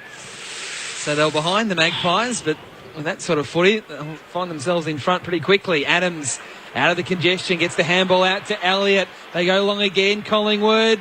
There's a chance there for McCaffrey, one-on-one, deep in the forward line against Shenton. I thought McCaffrey was going to mark it, but Shenton did okay. The kick a little dicey towards Dunstan, who took it on the bounce. He was tackled. It's deep in the pocket. Delaney now for the Saints. Nunes in there as well. And the umpire will come in and call for it deep in the right forward pocket for the Magpies, who are attacking again late in this term. Yeah, it's relentless stuff from the Pies now. Thrown up too close to the boundary to result in anything. So the throw in might give a chance for a late score. Under the Coventry stand. Thrown in. White tapped it into open space. Shut down by Montagna. He was tackled. Ball is lost underneath. And we'll try again with the seconds ticking down. Nathan Buckley just reaches the arena. White the tap. Dunstan the footy. He gives the hand pass off to Nunes. His kick is okay coming out. Revolt couldn't hang on to it. Under pressure from Frost. Gathered by Blair. He's 50 from goal and the time clock is starting to be against him. Off to Sidebottom. High for full forward. Collingwood need a mark. Fasolo jumps hard at the pack. Trying to get through was Thomas. He's held up. And that should be enough to reach quarter time. It is. So Collingwood having the better of things in the dying minutes of that term. Oh, there's a free kick, I reckon, Jared. Oh, there is too. I'm not sure that happened before the siren either. Oh, dearie me. Well, Josh Thomas has been paid a free kick. Umpires converging from all directions. Sadly, I think it wasn't until the second siren sounded that one umpire raised his hand to acknowledge that the game was over. I think in between, I might be wrong here, but what I saw, the free kick was between the first and the second siren. Well, this looks most fortuitous indeed. Josh Thomas to take full toll. He does. And Collingwood leads by 24 points at quarter time as a result of it. A curiosity. 7-2-42 Collingwood. 3-2-20 St Kilda. That can't happen, can it? But the game doesn't finish though until the umpire has signalled it. Yes, what has happened is the umpire in the centre of the ground has seen the free kick before the siren sounded. No one around the ball could see it because there was the mass of humanity. So he's blown the whistle and started running in. The field umpire has signalled the end of the quarter. But our approaching umpire said, no, this happened before the siren sounded. Okay. And on the replay, the free kick it's there. Yep. You do see those in packs reasonably regularly get overlooked. But it was there. It has happened within the confines of the term. And Collingwood get the extra bonus goal as a result. 3 for Fasolo, 2 for Thomas, and 1 each for Blair and White. For St Kilda, 1 for Revolt, Ray and Malera. At quarter time, it's Collingwood by 24 points. This is Grandstand AFL on ABC Local Radio, News Radio and Grandstand Digital. In the latest issue of ABC Organic Gardener magazine, forget McMansions, check out the tiny house trend. Peter Cundall says everyone can grow stunning cabbages. He tells you how. Nut trees, relatively easy to grow and highly productive, and there's a variety to suit every climate. Follow the step-by-step guide to building your own poultry house. ABC Organic Gardener magazine, May June issue. Available now from ABC shops, centres, shop online and good news agents. Friday night footy. Grandstand AFL. Where the mark was taken by Murdoch. His kick is a beauty, right up to the 50. Sipos on the lead marks. He kicks for full forward because Malera is all on his own in the opposite forward pocket. There is an angle here, but he's close to going. To give St Kilda the lead, he nurses it home. Stephen wide towards Revolt. Oh, strong mark in front of Frost. Just outside the 50, Revolt. He kicks to the top of the square. He wants longer. He stretches. He can't mark. Ray with the crumb. Ray with the goal. And now Williams will kick to full forward. Cloaks there. Delaney with the spoil. Thomas off the pad. He's got it. Yes! 2 in a row to Collingwood. Laid it off to Beams. Sweeping hand pass off to White. He's just got room to get the hand pass away near the teeth of goal for Blair, who wrong foots himself, drags it back on the right and snaps it through for a goal. Witts wins it to the front to a dangerous spot. Adams is there. He gets tackled well by Stephen on the goal line. I think Fasolo's kicked it. He has. Grandstand AFL. On ABC Local Radio, online and on ABC Grandstand Digital. Collingwood by 24 points at quarter time. Other scores tonight. Sam Stosur did take the first set against Dominika Sibylkova, 6-4. It's 1-1 in the second set. 1-1 in the second set. In the rugby, the Super Rugby, the Crusaders 30 beat the Force 7. The Reds 21 leading the Highlanders 0. That's in the first half. And in the NRL tonight, Penrith 12 leading Parramatta 0. It'd be handy if Stosur wins this, Jared, because it would put her into the fourth round, and with Serena Williams out of the top half, it really does open up for her. Sharapova is the obvious in her half, but outside that, she didn't have a lot of form coming in, but we know that she has got form at Roland Garros, so she's always dangerous when the expectations are low. David Parkin and Nathan Burke. I think, Nathan, at one stage we had your hope or your prediction that you were making. Up to the 20-minute mark. 20-minute mark, wasn't it? I think they kicked 5 in 9 minutes, 5 goals in 9 minutes to sadly take out the hand. But I think you made the classical, comment that the 3 before that started 3 times without real pressure, no frontal or side pressure, a bit of chase from behind.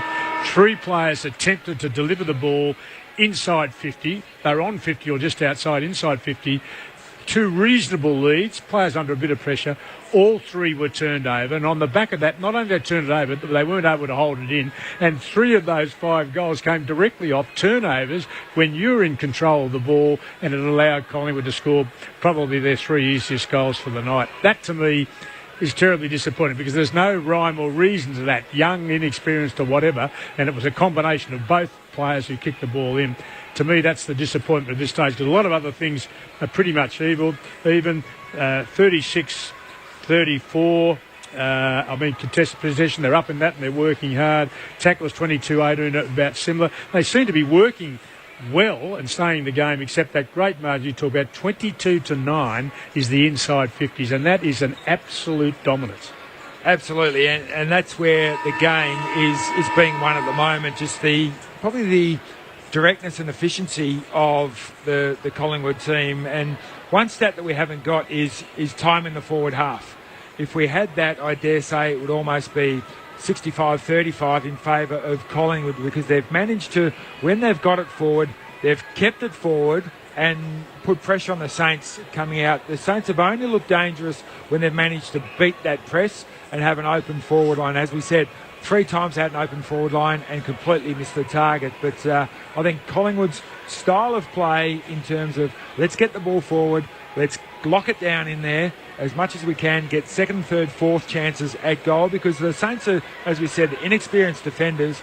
Quite often they'll compete that first one and they'll get a spoil in. But when it hits the ground, they'll probably go again. But weight of numbers will generally win out, and experience will win out on that third or fourth occasion. And that's what we're seeing Collingwood create goals out of nothing. Probably Jesse White's goal, where The ball hit him on the chest. Very difficult to do something about that. But the other goals that Collingwood have got, they've crafted out of nowhere. They've made something happen. Players have run to the right spot, and the skills have made the difference. And to me, that's the difference at the moment. Saints, I'm loving their endeavour.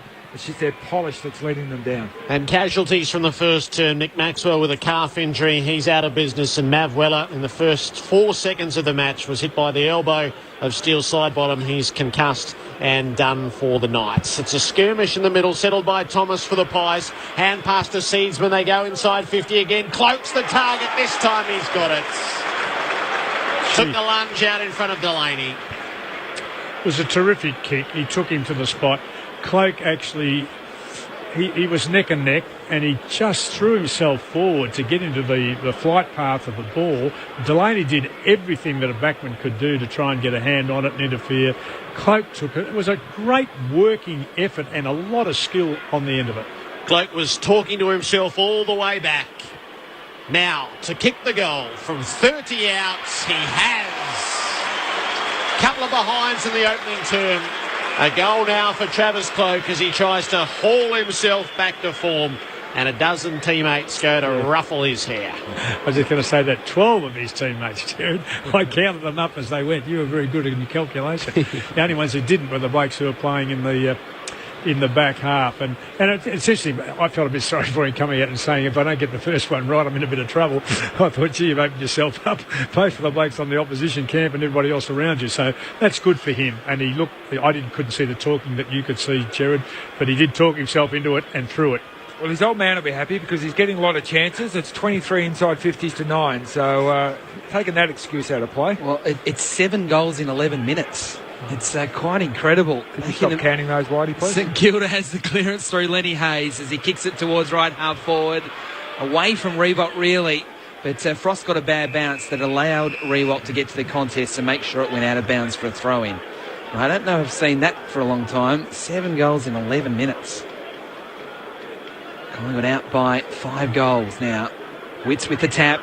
Josh Thomas with the crumb for Collingwood. Kicking up towards Cloak. He's got 2 to beat. And it's Delaney. In fact, it's Bruce that takes the mark for the Saints.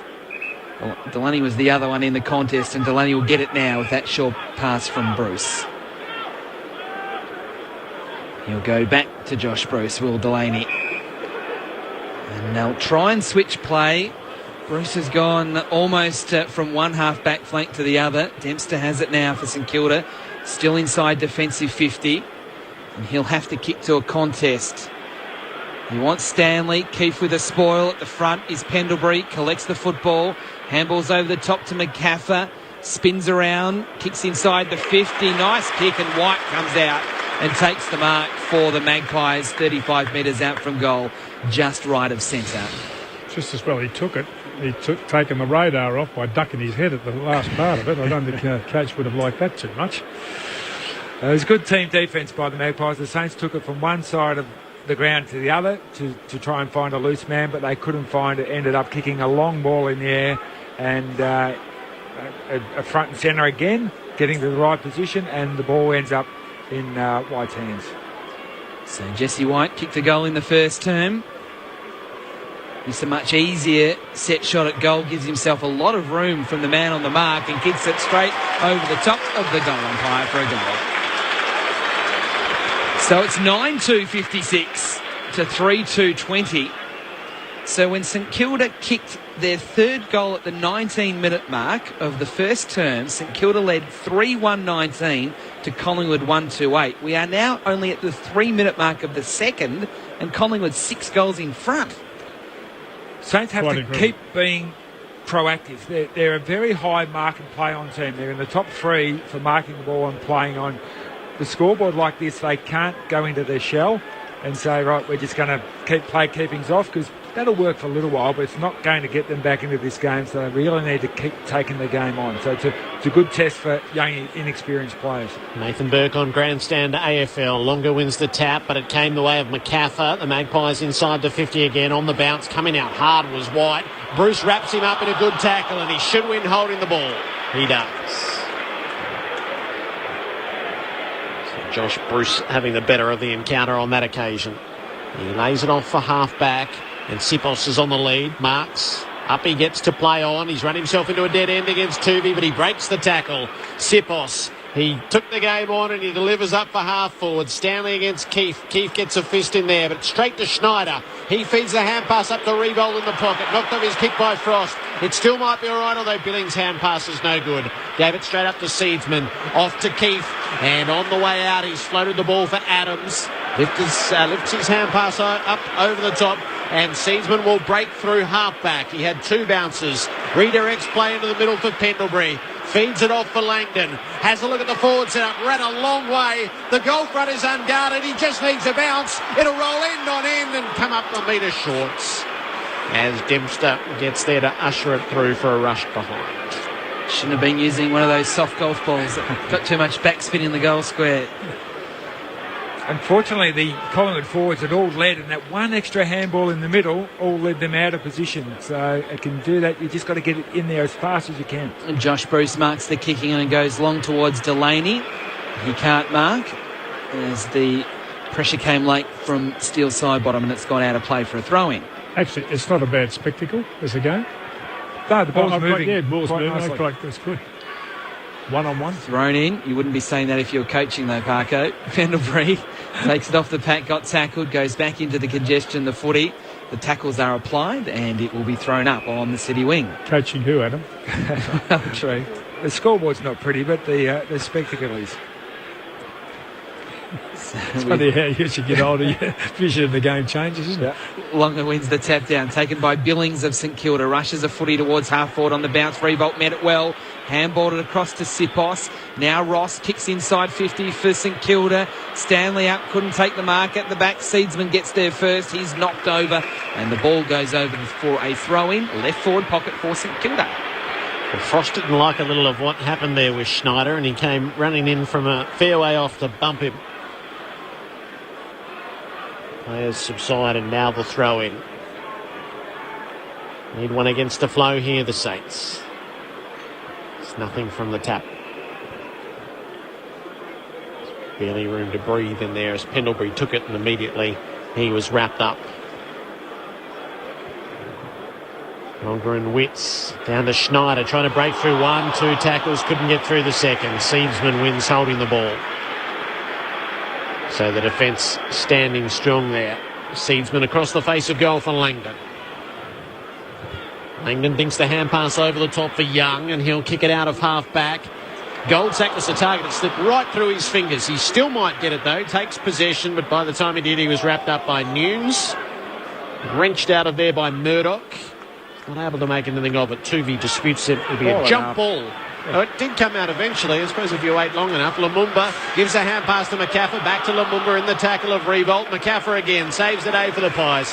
Pops it forward to the middle for Goldsack. Sweeping hand pass to Adams. He delivers inside the 50 and low down. Elliott is claiming the mark, which the umpire will not pay. It's to be balled up 45 from the Collingwood goal.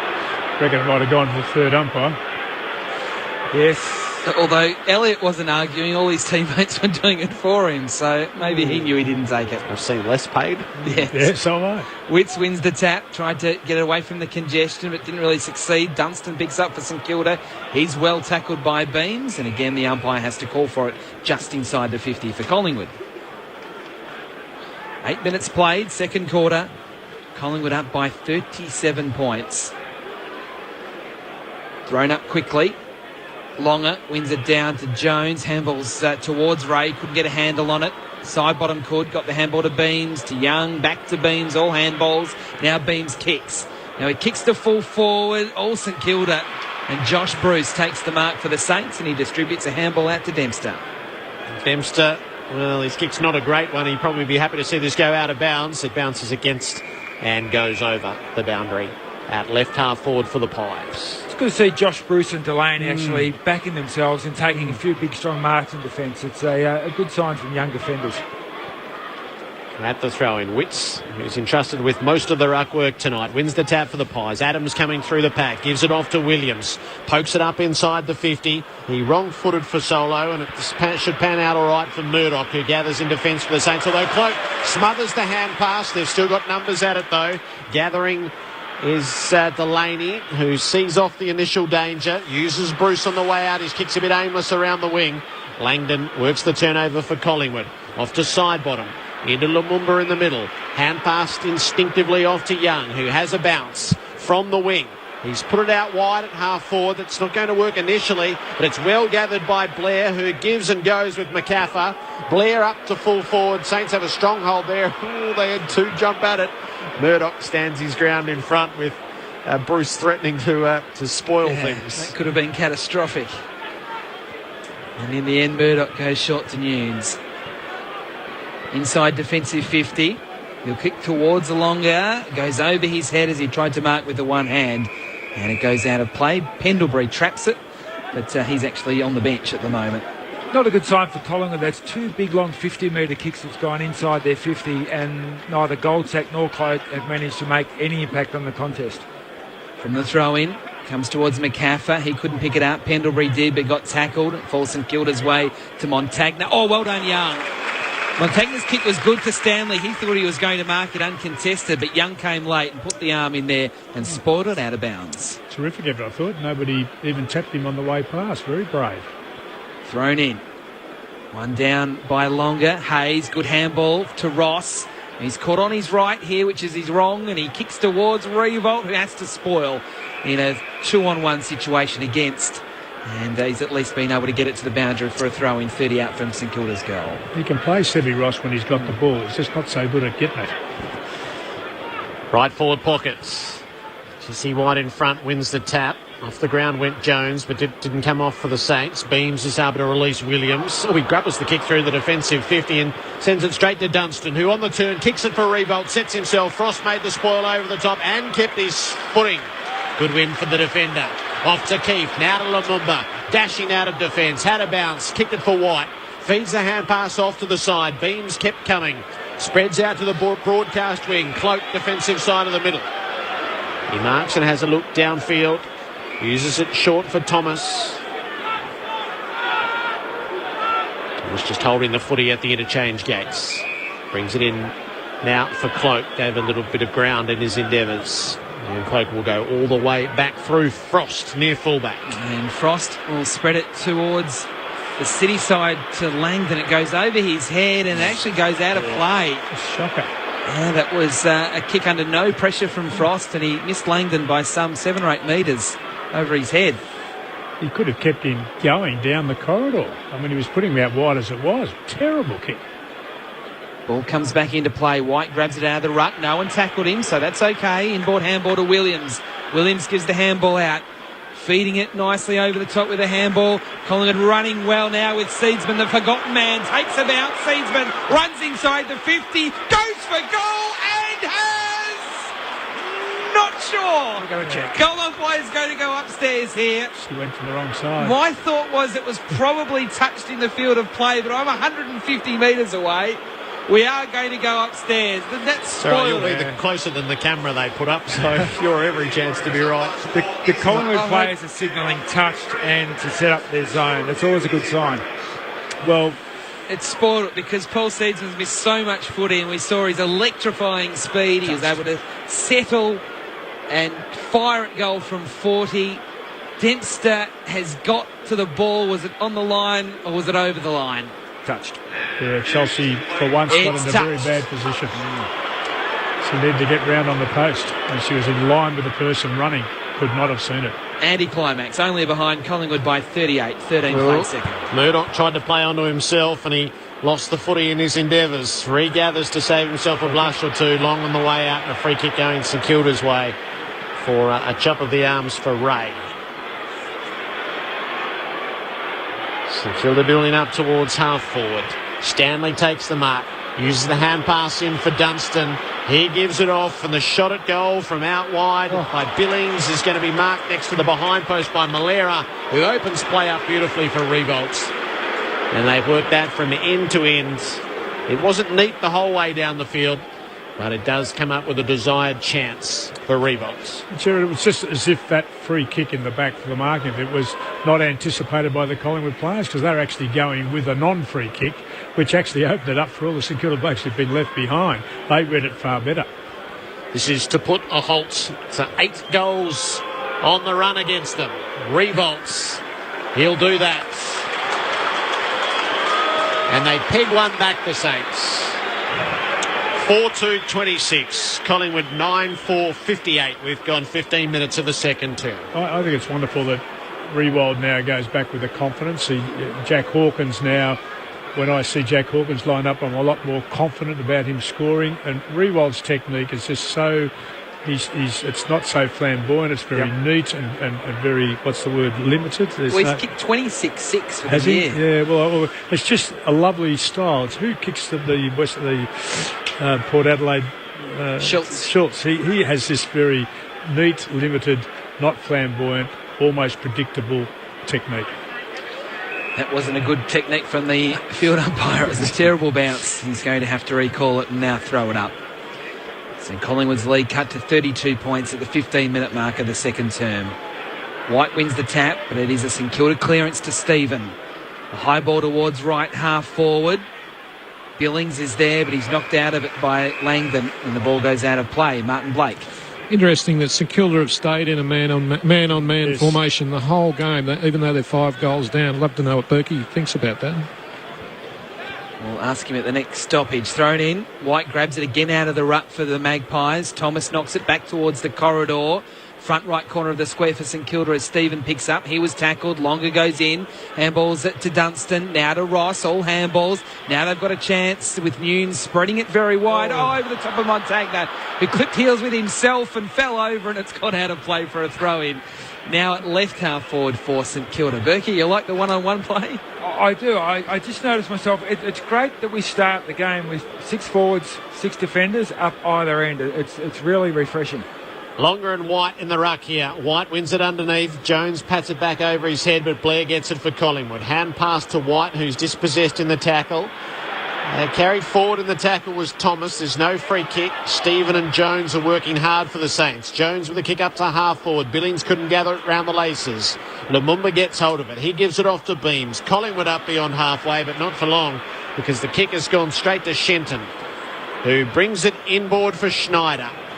It's got a good-looking kick out to the broadcast side for Dempster, and he can put it in the Revolt direction. He's got the one-on-one. He lunges at it against 2. He couldn't hang on to the mark. Keith gathers it off the turf in defence. Gives it off now to Langdon. He uses Young. Short ball for Seedsman, which just comes off before clattering in was Schneider. But he was able to get the handball to Young, so Collingwood's movement continued, and Young's kick was sensational to Cloak, who marks on the AFL logo. But with him so far out from goal, there's not really a lot to kick to, so he has to chip short to Witts. Still at left half forward, far too far out to score. St Kilda getting plenty of numbers back. Witts kicks to the pocket. He wanted Cloak, who'd run forward, but it was an aimless kick really, and St Kilda with Delaney takes an uncontested mark. Goes short as they work it around in defence. Shenton involved, Curran was involved, and now the long kick comes out towards the wing. Nice kick there from Stephen, and he's found Billings. He'll chip it towards Revolt, who marks on the city wing. So St Kilda, some good ball movement here as they work it along the boundary. The next kick to Stanley. Low down, can't quite take the mark. Frost now with the tackle. He's trying to get it to the boundary, Stanley, and he has done so. And the umpire says, I'll give it to the boundary umpire. I'll check whether he actually marked that one, because he looked at the umpire inquiringly. Yeah, he had a good claim at it. Thrown in at half forward for the Saints. Longer came from behind, won the tap. Down to Pendlebury, though, off to McCaffer. Up beyond halfway for the Pies. Dempster's the third man up to spoil Cloak. Curran still a little bit lax against the boundary, but he gets a second look. He gives it off to Shenton. Montagna, Schneider fumbles. Shenton gets back in there trying to win it back. It's Schneider who's caused the difficulty here, and he's trying to win it back for St Kilda. He propels himself at the footy, shovels it out, gives Curran another look out against the boundary, gains 15 metres or so. The kick that slides out over the boundary. The Pies have almost been playing a paddock for the last 5 minutes, and they're looking up, running through the midfield, but there's nobody up forward, so they really need to keep 3 or 4 at least inside 50. Collingwood by 32, up on the wing. Hayes gets hold of it for the Saints. Gives it off to Ross. Missed his target by hand, but Stephen was being held without the footy. The Saints a chance to bring it forward. For a team, Berkey, that's should be 50 against McCaffer, who held up and held up and held up. For a team, Berkey, that's 32 points up, they're doing a lot wrong, Collingwood. Exactly. They're very defensive-minded. So St Kilda goes back to Delaney at centre-half back, now across to Nunes, who'll go long. He wants Revolt. He's got 3 Collingwood players around him. Actually clears all of them. Langdon first to mop up. Gets the handball for the Magpies to Pendlebury. Shapes the kick around the corner towards Seedsman. It went over his head. Forced to tackle Shenton, who was coming in the other direction. Seedsman did a good job there. He's able to lock it up, and it'll be thrown up right half forward for St Kilda. Sam Stozer serving for the match against Dominika Sibilkova in the 3rd round of the French Open, which is good news for Australian tennis, considering she's the only one left. Thrown up. Diving in there was Ray. Didn't get any high contact according to the umpire. Montagna dropped it when he was tackled. Nunes there got a handball out to Jones, who kicks out of the congestion, but only as far as Langdon. Handballs to Tuvey. He just crashed through a tackle, then got his kick smothered. Schneider did well. Falls to Malera for St Kilda. Wide handball to Montagna. Kicks back towards Revolt. He's a chance here in the wrestle. He'll get a free kick. Front on contact. Jamie Elliott was forced to try and defend Revolt in that situation and clearly just hung on for dear life. And that was always going to be a free kick. Yes. The fact he actually tried to argue that was probably more entertaining than the free kick he gave away. Even like I'm like a chihuahua. So Nick Revolt lines up for his 3rd. He's got his 3rd. So 2 in a row to St Kilda. And Collingwood's lead is cut to 26 points at the 21-minute mark of the 2nd term. Makes a huge difference to your team when you can turn the ball over in your forward half. And that's what the Saints today, they applied a smother down here on the boundary line, had the numbers there. They can get the ball in, and you've got a revolt against a Jamie Elliott. That only occurs when you turn the ball over unexpectedly. It's such an important part of the game. If you can get in between the centre line and the 50, win the ball back really quickly. It just makes such a difference to the whole game. 9-4 to 5-2. There's 6 minutes left in this 2nd term. St Kilda could take one more out of this lead on the way to half-time. Still might have a game. Longa wins it down to Stephen, who's taken in the tackle. He didn't do a lot to get rid of that. I don't like his chances here. That's holding the ball. You have to do better than that. Adams gets up to play on Malera, runs him down. Terrific stuff. The Saints win the ball back. Malera gives it off to Ross as they look for some dynamic play through the middle. The kick is out near Stanley, but not to him. Spoils are made. Montagna comes through, gathers at the 50. He's dispossessed by Elliott. Good in defence this time. Off now to Young. Kick out to the broadcast wing. Wicks is in pursuit. He'll get there first. He should have a little bit of time. The ball made a dive for the boundary on him. He works it up the line. So he did reasonably well. Blair. Sharp hand pass in for Williams. On to Seedsman. Collingwood up inside the 50. Cloak's got a one-on-one with Delaney. Delaney gets a fist onto the footy.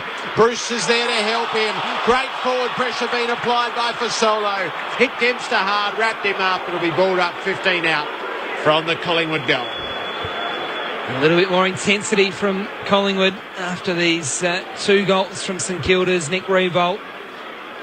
Thrown up. Witts won it down. St Kilda just seem to have more numbers around the contest at the moment. Pendlebury forced to tackle close to the boundary. Comes out St Kilda's way to Dunstan. He's tackled, got a handball over his head. Nunes couldn't quite keep it in play as he got his kick away. And he did kick it away, but when he was over the boundary, so it will come right back.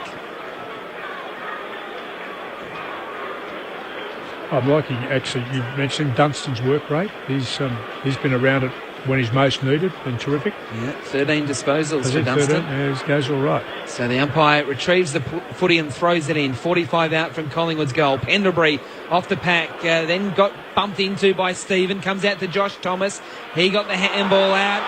Huge tackle there applied. St Kilda working really well here in defence to not allow Collingwood an opportunity at goal. And again, the umpire has to come in and call for it. Ray had the big tackle there for the Saints, but it's really that team defence at the moment, Berkey, from St Kilda. Yeah, it's great to have that one tackle, but 2 or 3 in a row, that's what makes a difference. Longer wins the tap for St Kilda. Again, still really congested around here. Seb Ross is there. He's dispossessed by Pendlebury. Ray out of the pack. Kicks towards half-back. Oh, Stanley got a bad bounce. So did Revolt. Langdon came in, did well. Handballs to Seedsman. Gets away from Ross. Handballs to Thomas. Back to Seedsman. Runs into a wall of St Kilda players. Got a handball over to Lumumba. Now to Witts. Witts back to the top of the goal square. Diving in, not completing the mark was Blair. Cloak's there as well. Got a handball for Solo round the body for 4. It is 4. Gee, they made hard work of that. But they did get their 10th goal, the Magpies. 10-4-64, St Kilda 5-2-32. Well, very lucky there, Travis Cloak, because I think he was trying to go the old dummy handball. I'm not going to handball it off and go myself, but he got bumped and the ball spilled out to Fasolo, who he should have handballed to originally, and got the right result, a goal to Fasolo, but Travis Cloak, if that didn't come off, they'd be having a few words in his ear roll. I love coaches and their ideas, but Alex Fasolo was a forward every day of the week. Martin Blake. Jesse White's just been off the ground and up to the rooms for a couple of minutes with a cut hand. Might not see him till after half-time. In the middle, White with a hand pass, which was picked off. The Saints conspire to win it away. Stephen to Jones, up to half-forward.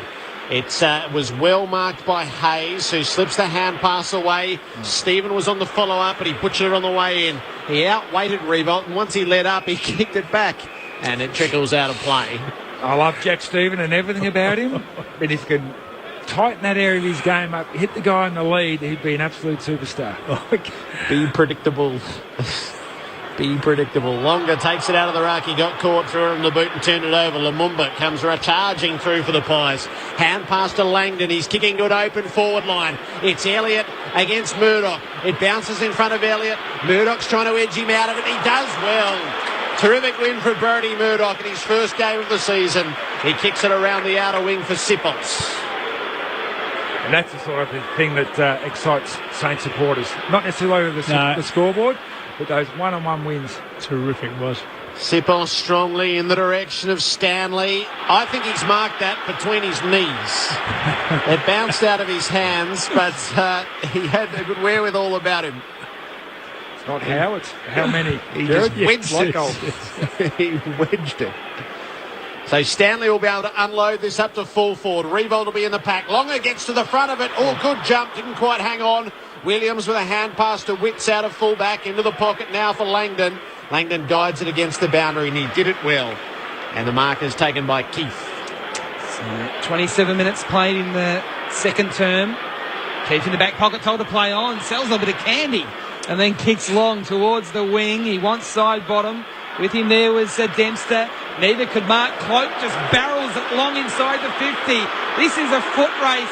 Goldsack's getting back there. Great defence there from Bruce. He then has some support late. And Dempster comes up with a footy for St Kilda. So they were able to work that well there, the Saints. And the short kick to Ray in the right back pocket. They've all got to gather their breath because they're all darting back in defence, St Kilda.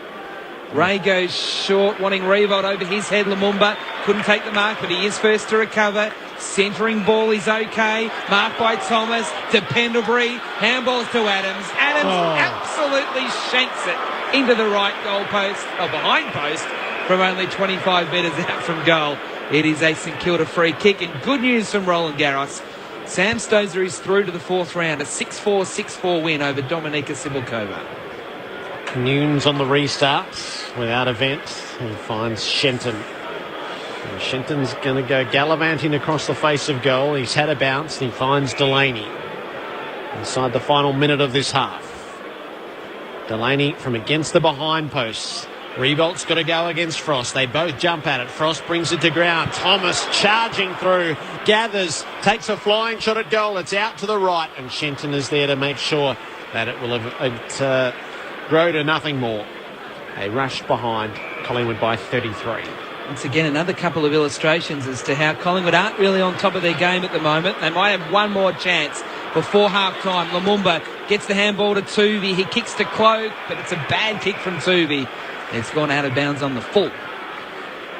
letting the Saints off the hook late in the quarter. That's 3 chances, really, that they've had to score goals or have shots for goals, but not taken any of them. Collingwood's had 38 inside 50s. Up high was Langdon. It was a little early, and Witts had to spoil in the end over the boundary for a throw-in. So maybe one more chance with Collingwood between wing and left half forward. Witts to go in ruck with Longer. It's thrown in. Longer wins it down. Ross there for the Saints. Gets a kick to the middle. Maybe St Kilda a late chance, because the mark has been taken by Sipos. He goes over the top to Hayes. Running back with a flight, he marks. He plays on. He centres over the head of Stanley. Stephen off the ground. Oh, wonderful. Wonderful goal by Stephen. And it's St Kilda 1, Collingwood 0 on half-time. Am I right to say, had he picked it up and kicked it, the siren would have gone. Yep, they had one eye on the clock and one eye on the play, and that was his only option, was to kick it off the ground. There had 1 second left to go. Oh, that was really good. Nathan Burke says he can't kick, but he can certainly kick off the ground. Well, his best 2 kicks for the year have both been one off the ground, virtually over his head for a goal, and that one off the ground for a goal. Right. His best 2 kicks for the year. Oh, that was sensational. As I said, it looked like with only about 15 seconds remaining, Collingwood was going to be the only team to be able to score a goal from that situation. And somehow St Kilda were able to get from one end of the ground to the other with that soccer goal from Stephen on the siren. So let's reset here. Half-time, Collingwood's lead is 27 points. Nathan Buckley was not happy at all watching what unfolded there towards the end. Collingwood 10-5-65, St Kilda 6-2-38. The goal kickers for Collingwood, it is 4 to Alex Fasolo, 2 each to Josh Thomas and Jesse White, and 1 each to Cloak and to Blair. And for St Kilda, it is 3 to Nick Revolt and singles to Stephen, Malera and also Ray. So at quarter time, Collingwood's lead was 24 points. They kicked the first 2 goals of the second term to get it out to 38.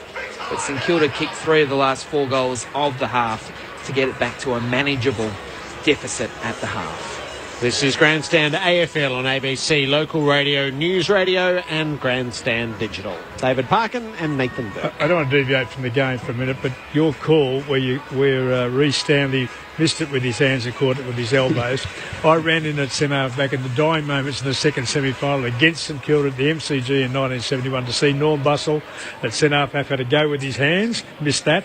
Put his elbows together, missed that, stuck his knees together and caught it between his knees, and it was a saving moment in the game. It just brought back that memory. I stand there waiting for the drop that never came. I still think, and you're sort of looking at me with a funny look, I still think it's been because of the reason you gave, 6 versus 6 and 4 versus 4, and a couple of wingers who are playing as wingers up and down the ground. I like that. And and you'd be tempted as a coach, I reckon Richard, you'd be tempted as a coach to stop the carnage a bit. I'm glad I didn't. I'm glad the best teaching way, a young coach talked to me on the phone the other day about, beating the extra man in the back half and what should he do? Should he do the same thing, etc.? I said, we've got a young team in development, and this is what St Kilda are. For goodness sake, as often as you can, even if it means more numbers front, and they haven't done that. So they've had the one-on-one all over the ground. To me, you teach the fundamentals of the game, particularly a game which has gone so far away from man versus man, which we all love. I think this has been a better game as a spectacle for all the people, and St Kilda are hanging on for grim death and haven't done too bad. I think they cut back what it was 22. Was it in the first? No, it was 24. It's in the front. It was 22-9 into the forward 50 in the first quarter, and it was 16-12 in that quarter. So they've been able to create very similar number of opportunities going to the front half. You've said the work into 50 has been far better. Maybe not. Maybe the work at holding it into 50 has been far better with Collingwood than it has been with St Kilda. Exactly, and the other reason why the Saints don't necessarily need to play a loose defender, even though they're this far behind, is that Collingwood forwards are all pushing so far up the ground. If you're the first defender back inside 50, you're virtually loose defender anyway. And we've seen that quite a few times where Dempster, Delaney and Bruce have all taken uncontested marks, and even Murdoch took an uncontested mark, all taken uncontested marks from Collingwood, long kicks inside 50. They're not loose men, they've just pushed back harder than what the Collingwood forwards have. When the Collingwood forwards work back inside 50, that's when they look dangerous. When there's numbers inside there, we've seen their little players like Fasolo kick 4 goals, mainly from that congestion inside 50.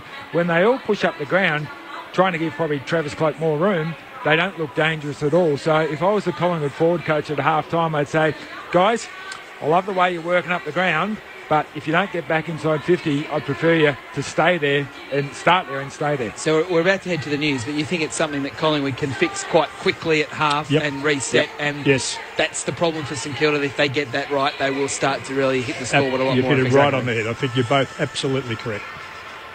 Half-time at Docklands this Friday night. It's Collingwood 10-5-65 beating St Kilda 6-2, 38. More from David Parkin and Nathan Burke after the latest from the ABC Newsroom.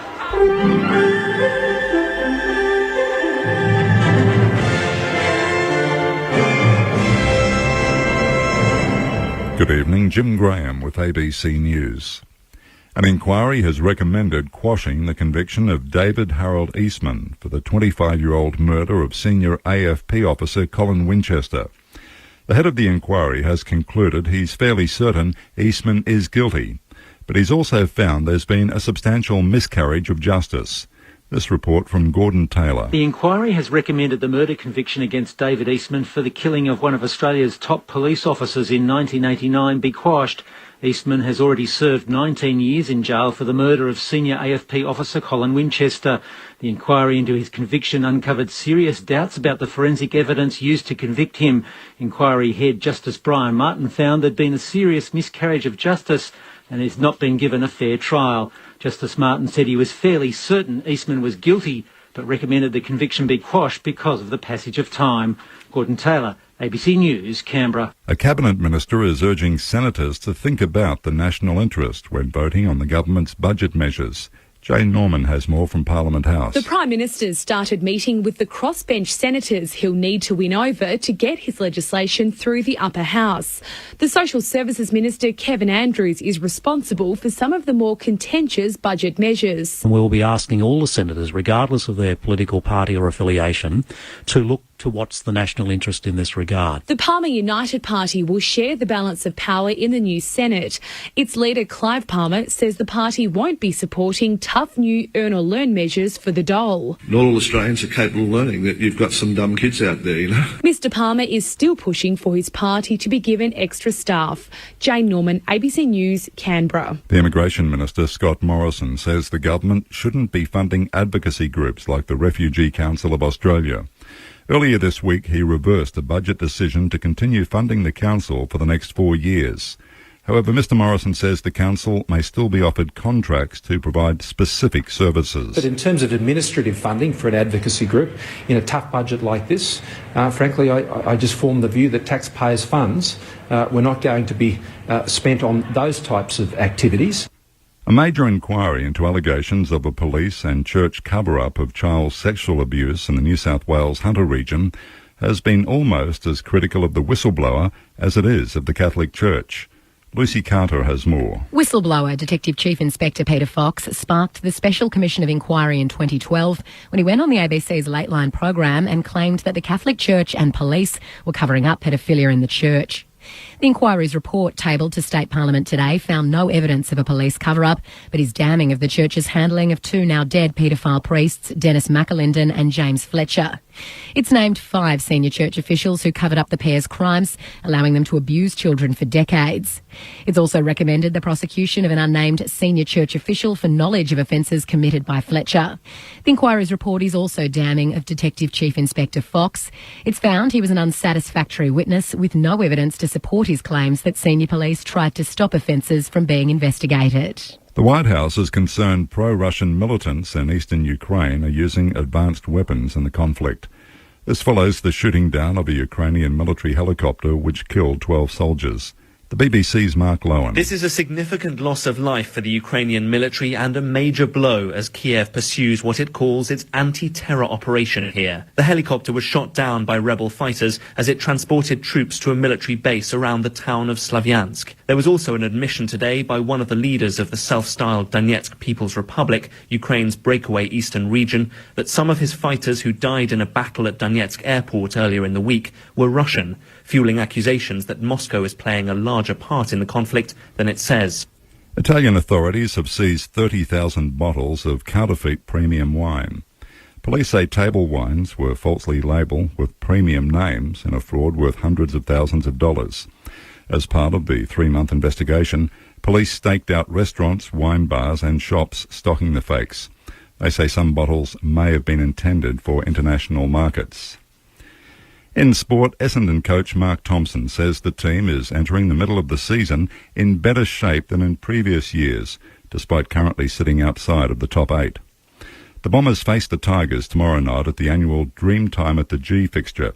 Thompson says his players are more comfortable as outsiders at this stage of the competition. We're capable of playing good footy, and every other year we've been in this position. At midpoint, we've been on top of the ladder, we've been talked up, and this club can't sustain that sort of stuff. So we're always better when we've got something to work into. And that's the latest in ABC News. Here it is from ABC Books, Spotless A to Z, the ultimate guide to stain removal. Finding solutions to stains is easier than ever now. Beetroot or burn marks, mud or mulberries, grass stains or glue. On clothing, upholstery, timber, leather or concrete, the solutions are at your fingertips. Spotless A to Z by Shannon Lush and Jennifer Fleming. Available now from ABC shops, centres and shop online. Friday night footy. Grandstand AFL. Thomas for the Pies. Hand pass to Seeds when they go inside 50 again. Cloak's the target. This time he's got it. Cloak was talking to himself all the way back. Now, to kick the goal from 30 outs, he has. United did well. Falls to Malera for St Kilda. Wide handball to Montagna. Kicks back towards Rebob. He's a chance here in the wrestle. He'll get a free kick. Front on contact. Lines up for his third. He's got his third. So 2 in a row to St Kilda. Now to Witts. Witts back to the top of the goal square. Diving in, not completing the mark was Blair. Cloak's there as well. Got a handball. Solo round the body for 4. It is 4. A running back with a fly and he marks. He plays on. He centres over the head of Stanley. Stephen off the ground. Oh, wonderful. Wonderful goal by Stephen. And it's St Kilda 1, Collingwood 0 on half-time. Grandstand AFL. On ABC Local Radio, online and on ABC Grandstand Digital. Half-time at Docklands, it's Collingwood 10-5-65, leading St Kilda 6-38. The multiple goal kickers for Solo with 4, Jesse White and Josh Thomas 2 each, while for St Kilda 3 for Nick Revolts. In other scores, the Super Rugby in progress, the Reds 31 leading the Highlanders 17. That's after 68 minutes. In the NRL, approaching the hour mark, Penrith 24, Parramatta 0. And Sam Stosur in the French Open 6-4, 6-4 over Dominika Sibylkova to reach the 4th round there. We'll run you through all the numbers shortly, but Nathan Burke, as the Saints hit the rooms, there'd be a bit for Alan Richardson to work with. Some of what they would have set out they've achieved, and it sort of reset their goals for the second half. I think so. Look, they would have been disappointed with certainly the last 10 minutes of that first quarter. They got themselves back into the game after a slow first 10 minutes. Then Collingwood really kicked away. So the good thing was that they were able to adjust and change some of the things that they were doing in that first quarter. And the really competitive second half. Collingwood looked dangerous at times. They do look dangerous when they've got that pack forward line. But again, the Saints, Rewalt with 3 goals. He's been really their only forward. Malera has been a little bit dangerous. One of their issues is when the ball hits the ground, it comes out far too easily. and they really need to find some key forwards. And Stephen Milne retired last year. That was one of his strengths. Not necessarily the tackling and the pressure, but he get his hands on the ball once it hit the ground. They haven't been able to find another consistent small key forward to help Riewoldt out. Stanley's not the most consistent big man going around. We know Nick Riewoldt is. It's that forward, that medium size and small forward, they just haven't been able to put their hand on. Whereas you look at Collingwood, they can throw a guy like Fasola up forward, who's been playing down back all year, and he kicks 4 goals. Saints don't have anyone of that ability yet. So where's Tom Lee at? Because he was going to be that player. They gave up a fair bit to get him to the football club. I know that he was spoken about during the week, and Richo just sort of said he needs to work harder, that he's not going to be gifted games. He's a gifted footballer. Is he close? Look, he needs to string 2 or 3 together. And even though they've got a lot of injuries and they're playing a lot of young fellas, Richo's rule is that you still have to earn a game. Like Sipos has only played the 3 for the year. He wasn't working hard enough in the eyes of the coach, hence he didn't get a game. So Richo is really strong on, whilst we may be rebuilding, we're not going to gift games to people who don't deserve them. So Tommy Lee fits squarely in that category.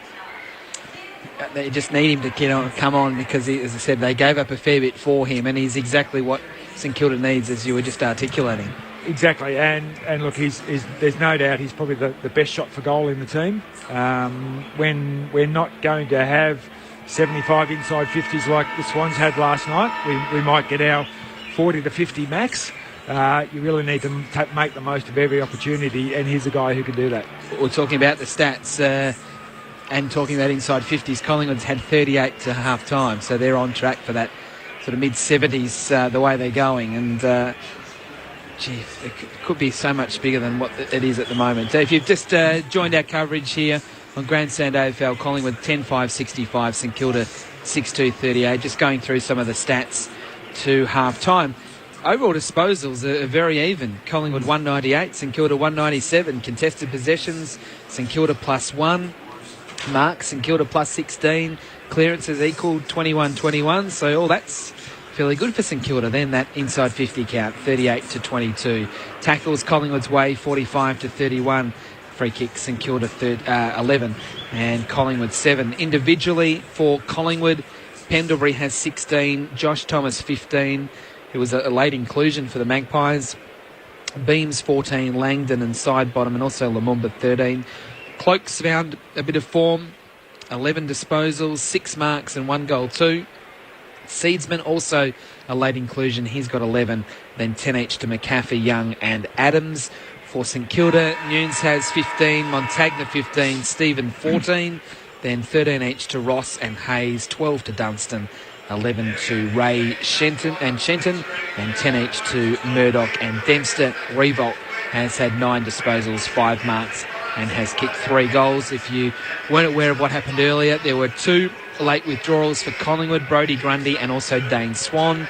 So Josh Thomas and Paul Seedsman came into the team, and 2 early subs. Nick Maxwell with a calf injury, a right calf injury, and Maverick Weller at the opening bounce was concussed in an incident involving Steele Sidebottom that will be looked at on Monday.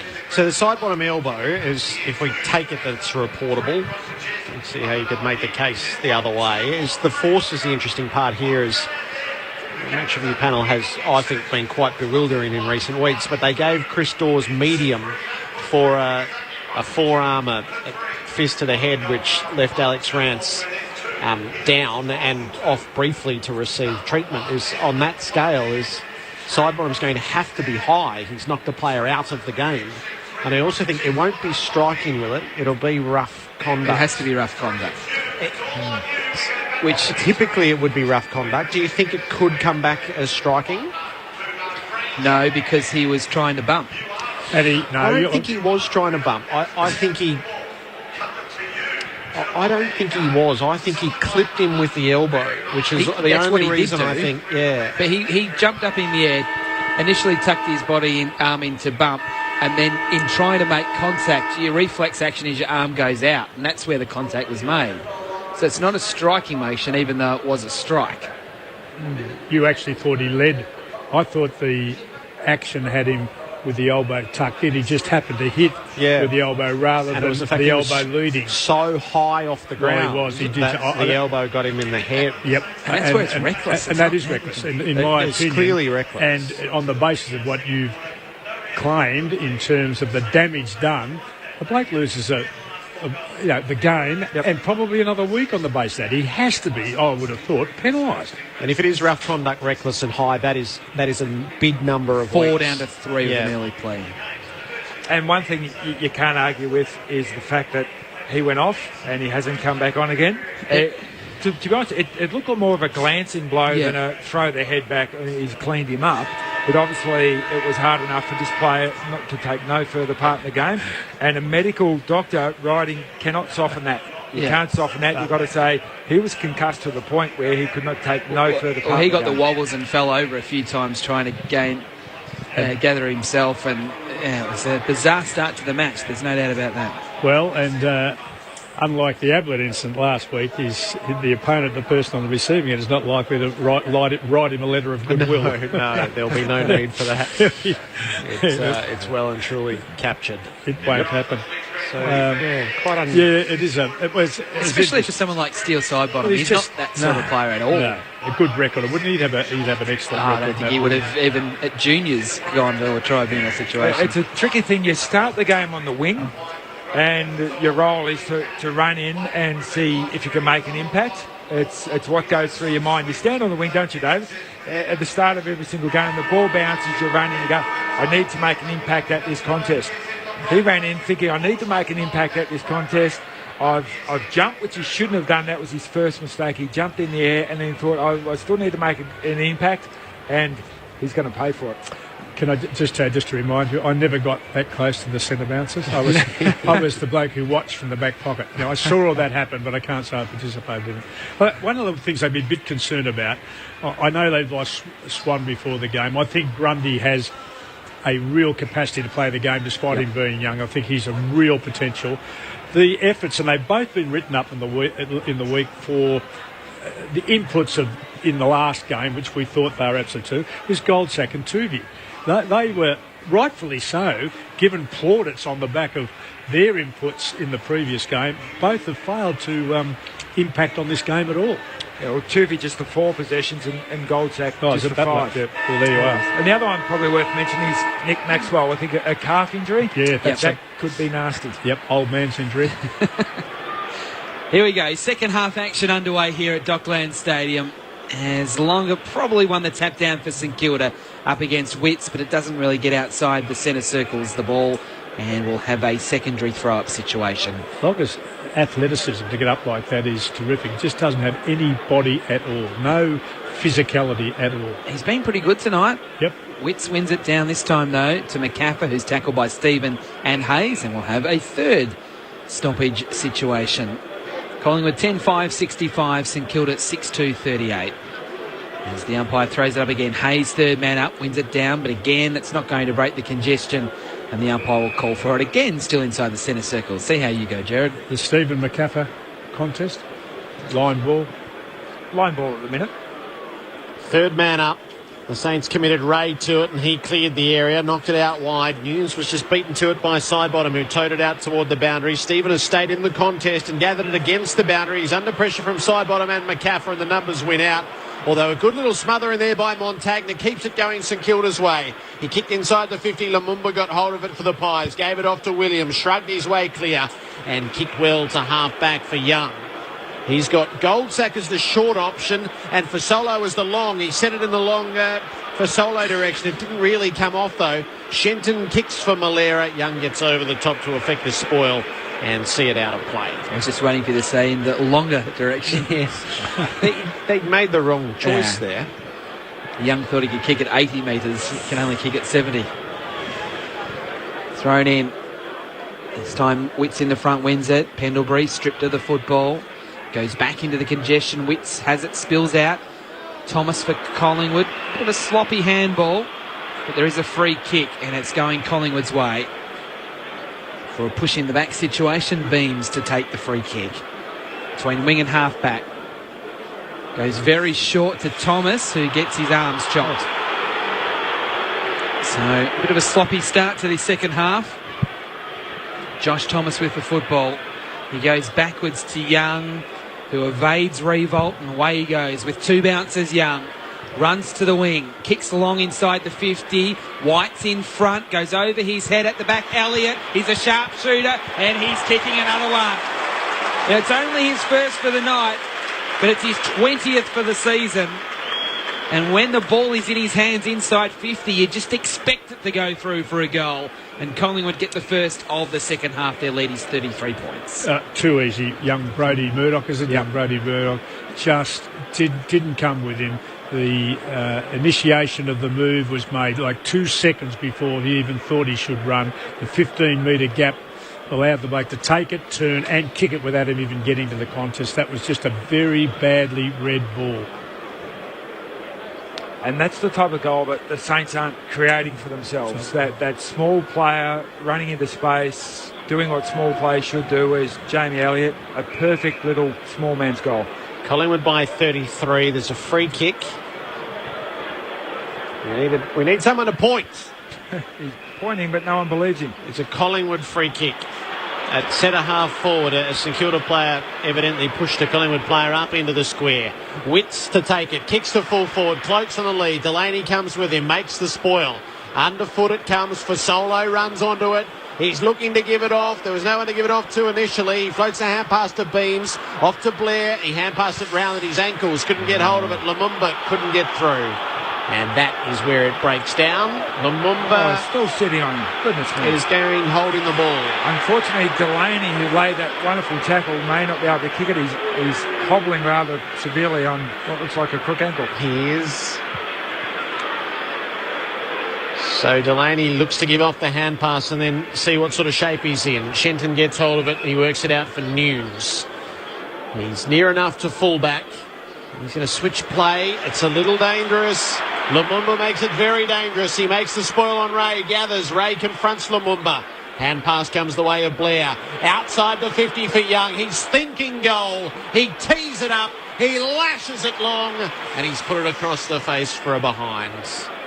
They're up by 34. He's a little bit single-minded, Young, isn't he? I was going to say, he's really got his confidence up with his kicking. He's trying to do some ambitious kicks. Shenton kicks to himself from the square, puts himself under pressure and kicks to a contest. Ray pushes Lumumba out. No free kick. And Ray comes up with a football, so very lucky there. Handballs to Montagna. He kicks down the line. And the mark's been taken by Stanley. He goes into Revolt, who marks between wing and half forward right. Looks up. Now, this is the important kick. Malera's got out here. He'll mark in the pocket 45 metres around from the goal. He chips short. Schneider there. Williams with the spoil. One too many kicks there. Williams did very well. Mopped up. Got the handball to Thomas and got it back again and chips it over the top to Keith. Well played, Marley Williams. Keith has got Young running through the middle. Longa's got to get there to try to make the spoil. He can't. So Young's got it again. He brings it out the broadcast side, or Pendlebury will take this on the bounce. There's no one between him and the 50. He sets the kick inside rather than running all the way himself. It didn't quite come off. For Solo couldn't take it on the full, and the pack descends. And it will be balled up. Delaney has left the field. I was just about to commend the Saints on a great passage of play. 3 good leads, 3 good kicks, and then 1 too many. Thrown up. White wins it down. Collingwood there with Pendlebury. Farms out a handball to Elliott from the 50. It's a standing start situation. Kicks to full forward. Cloak's there. Wrestling. Free kick. Free kick to Cloak. It's going against Stanley, who's had to go back to play on Cloak with Delaney coming from the ground. And according to the umpire, Stanley was holding. I think at some stage they both had a bit of each. Yeah, that was jumping in, so a little bit stiff, but inexperienced. Delaney off. Stanley had to go back and stand on Cloak. He's only 10 metres out, Cloak, but he's tucked away in the pocket and he threads it with a set shot. And he's got 2, Travis Cloak.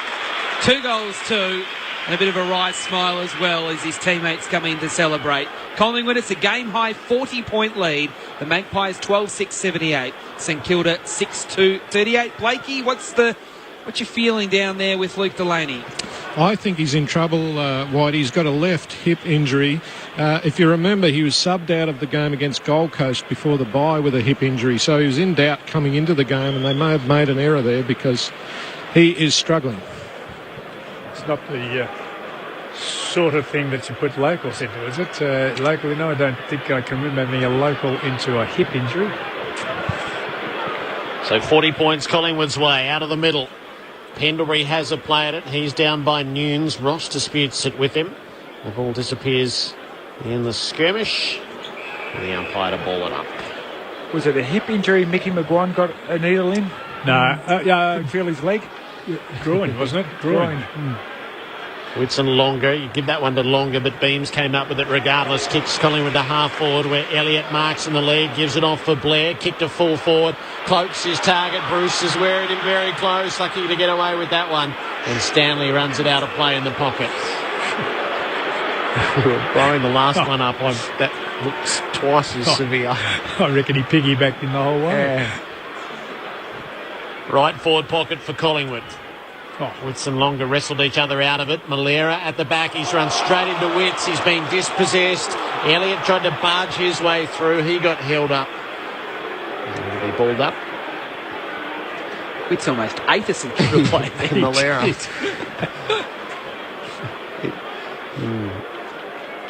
Pendlebury goes third man up. He knocked it to Witts, who gave it back to Pendlebury. Now for Beams, but he's on the ground by the time he got it. McCaffrey's kick is smothered and it ricochets the way of Hayes. Off to Malera.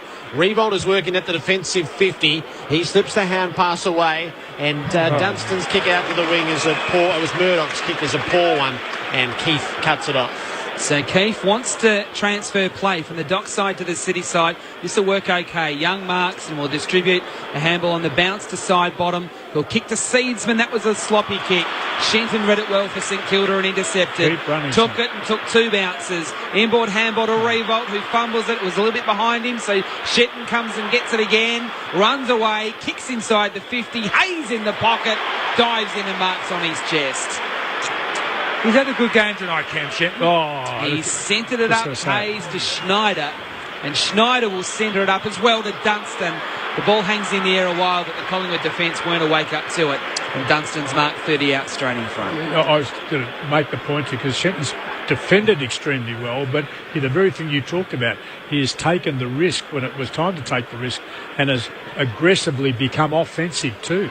He was taken in the 2012 rookie draft. He was overlooked in the main draft. He's played his craft down at Sandringham for the last two seasons, and it's just really a win for perseverance. Right.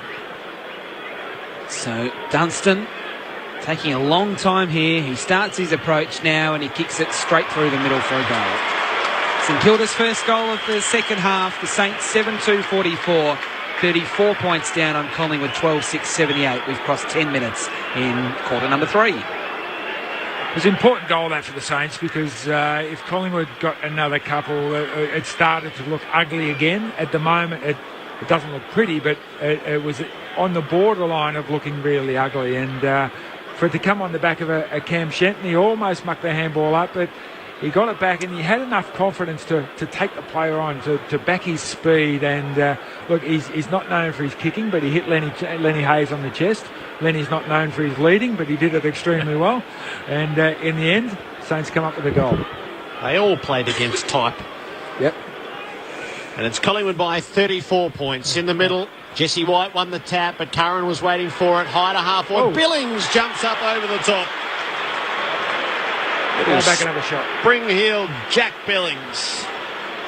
And he is a good kick. I was just looking at his stats while the previous kick was happening, thinking he hasn't been in the play. This is disposal number 5.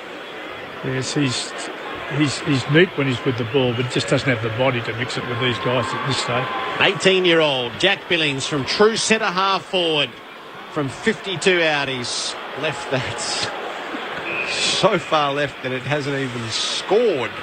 And that was because he was beyond really his thinking distance and he was trying to make up for the distance. So not that time. Frost kicks it into the defensive goal square, then to Young. The kick was a little iffy, but it's come out okay to Thomas. Oh, he played on, holding the ball. No, play on. See, he's definitely definitely holding the ball there. Side bottom now for Collingwood.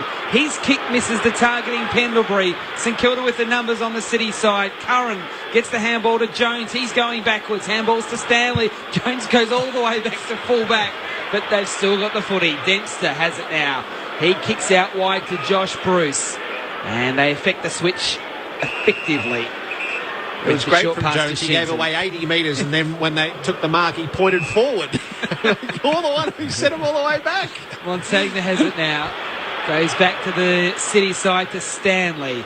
And they've worked the width here well, because Curran has it forward to the wing, back on the City side. The next kick's the important one, and Hayes coming out like Jason Dunstall, full forward, taking the mark at right half forward on the lead. I like this forward business. Hayes centering ball. He wants Sipos. Oh, good spell from Frost at the drop. Dunstan shrugs the tackle and loses it. And the umpire comes in and calls for it. 40 out from St Kilda's goal. The Saints have had enough of Pendlebury getting the ball, 16 in the first half, and they've put Tommy Curran on him. Yep. Collingwood by 34. St Kilda in attack. Stephen and McCaffrey are holding each other away from it. Oh, Jones got hit in the head. And that has to be a free kick. It was Taylor Adams. Let's hope they it was Josh Thomas, in fact. Just came from the side and hit him in the head. Kick up to full forward. Revolt's going to have plenty to jump against. The spoils are made. Young got caught at the drop. He threw it away to Frost, who got taken high. And then goes into a little bit of afters and drags down Terry Malera. It's Frost's free kick, and Revolt comes in to remonstrate. Wasn't sure why the first one wasn't holding the ball. He got around one player, then got caught in the second one. Yep. Young has it now and goes short to Keefe, who spreads it wide. A side bottom over the top to Adams, who squeezes a kick to McCaffrey, who couldn't mark with the one hand. Lumumba's handball was knocked down. Collingwood just getting a little lazy here. They've coughed it up. Hayes has it now. 60 out. Goes to Revolt, who marks on his chest. Collingwood deserved that. Now we're just cruising around half back, and St Kilda's pressure came, and it resulted in a turnover, and now Revolt with a shot at goal. And what we wanted to see, it certainly, they did play around, but the recall was absolutely right, Adam. But the pressure did, in the finish, cause the turnover, and you hope they scored this, because one of the few that they've scored as a rebound back inside their 50. So Revolt has 3 goals straight. This kick from 45 out, he's not kicked it well. He's missed to the right. It's the first time we've seen him kick it badly at goal for some weeks. So Collingwood's lead, 33 points, and Kilda with the last 2 behind. So they've had a chance to get it under 5 goals, and they've been unable to do it. And Billings out on the full in there, so they've squandered of 3 chances. The kick is a long one on the way out. Lumumba was the target. Newnes chopped the arms, got away with it. The Saints should be able to affect the turnover. Montagna, Ross up to half forward. Jumping at it was Hayes. Scrapping for it at ground level is Newnes. He's dispossessed by Lumumba. And Collingwood will win out momentarily at least. Beams worked it around to Langdon. Good evasive skills to get it back to Beams. Through full back now for Keefe, who's got a runner on in the pocket in side bottom. And he dinks the kick rather deftly outside the defensive 50 for Young. It's called as not 15, but there was no urgency to attack him. He lays it off to Langdon, who kicks to centre half back for White. White all the way across the field for Seedsman. Lumumba wants it up at the logo on the broadcast wing. He'll get it and go. Runs his measure. Delivers up in the Cloak direction. Dempster across the front. Cloak hangs on. With Delaney not moving the way he was earlier on. I think with Delaney, they'll give you an extra 5-10 minutes and see how he goes. But certainly there wasn't a lot of leap in that spoil. Lumumba, how you class him? Pretty good tonight? Pretty good? Yeah, he's been okay. Okay. Travis Cloak from long range, looking for his 3rd. He thumps it at goal. That's more like it. That is a good goal. And a flourish in the celebration as well, as Travis Cloak is emerging from his slumber. And his teammates are right there to share it with him. 13-6-84 the Pies to St Kilda 7-3-45. We were right behind that, and it went with a natural left footer's hook for a start. that he got off the wicket, he got a bit of outswing or a bit of seam off the end. It just faded back to the left to go through. But you can see he was riding it all the way, and the joy of that accomplishment was easy to see. Just shows forwards talk about, it's about forward line pressure and creating a good structure. It's not about goals. You can tell with Travis, the way he kicked that one, it's all about goals. As it should be. He's been down in form and he's played well tonight. Dunstan with the clearance for St Kilda, though. Kicks towards left half forward. The ball bounces away from two sets of players. Williams first there for the Magpies. Lovely no-look handball to Keith, who goes short to Blair, who marks defensive wing. Adam Schneider is a really important, smart play for the Saints. Blair's just kicked it straight to Malera, like he was wearing a Collingwood jumper. Malera handballs to Dunstan, to Jones, back to Dunstan. Collingwood, good pressure. They've knocked it into the midfield where Cloak picks up, handballs it to Beams, through the centre circles, goes wide on a searching lead, got there and then dropped the mark at the 50. Shenton crashed in. Should have been a free kick to White for a push in the back. Umpire said play on. Montagna has it, handballs to Shenton. Shenton will kick down the line for Malera. He just got the last one wrong. His hand pass this time is better for Dunstan. Delivers inside the 50. Rebound against Lumumba. Lumumba was favoured by the flight, made the spoil, and Williams was camped underneath. He feeds it with a lovely looking kick to McAfee. Kick to half forward. Cloaks his target. Montagna has to fly against him, and he did make the spoil. Cloak fights on, works the hand pass up to Beams, gives it over to Witts inside the 50 for Fasolo, who's marked it at the 50, and lead they might in all sorts of different directions. He is a Fasolo man. He's having a shot. Adams is a slow learner. He's wasted about 3 lots of 50 leaves there. Wearing himself out for nothing. He's been away from the sticks too long. Alex Fasolo looking to upgrade to a bag here for his 5th from 52. No, it hits the post. And there is no one more disappointed than Alex Fasolo. It would have been an aeroplane or some sort of celebration had that gone through. St Kilda, they turned it over here at half back. No, they have got it back. With Nunes coming in to save the day at the last moment with Sidebottom looking like he was going to steal the footy. Now the Saints go through with Billings. He goes long inside the 50. Sipos is out here. He's got away from Lumumba. And Sipos has marked it 40 metres out, probably actually 30 metres out from goal, just right of centre. Well, they were 2 terrific kicks. The kick to Billings, which waited just perfectly for him. He came back on his left. And one thing he has, brilliant foot skills, and he put it right into the pathway. Just go into that corner there, son, and I'll give it to you. Just a magnificent kick. Well, this could be an 11-point turnaround for Sola hitting the post at one end. And can Sipos do the damage at the other end for St Kilda? And he comes. We know he's a nice kick usually. And he's kicked that very nicely indeed. So it is an 11-point turnaround. And Collingwood's lead is now 34 points. With Collingwood at 13-7-85. St Kilda at 8-3-51. We've just ticked into time on. 20 minutes played in quarter number 3. Well, that will do his confidence the world of good, actually take a strong mark, and he's got the ability to actually burn off defenders because he's fairly quick for his size, and when he stretches his arms up, he's a big man, he's got a lovely boot, so he's got all the attributes to be a very good AFL footballer. He's only young, he hasn't played a lot of games yet, so they're persisting with him. He didn't play early in the year because they wanted his second efforts, and when the ball hit the ground, to be a lot better than what it is. He earned his spot in the team. Let's hope that he can keep that spot in the team because it will do the Saints the world of good. Nathan Burke on Grandstand AFL. 34 points, Collingwood's lead. Hayes is scrapping for it in the middle. Beams trying to pull it from his grasp, and Pendlebury is laying the tackle. It's a stalemate. If anybody has the AFL build and athleticism, he's got it. Tossed up. Stanley having to be the makeshift ruckman at the moment. Montagna feeds it from the turf. Didn't really amount to anything. Ray is left over the footy. The umpire doesn't believe that he dragged it in, though. So they'll rise and go back to their neutral corners and come out and do it again. Beams coming through the stoppage. Gathers, kicks deep to full forward. No mark for White.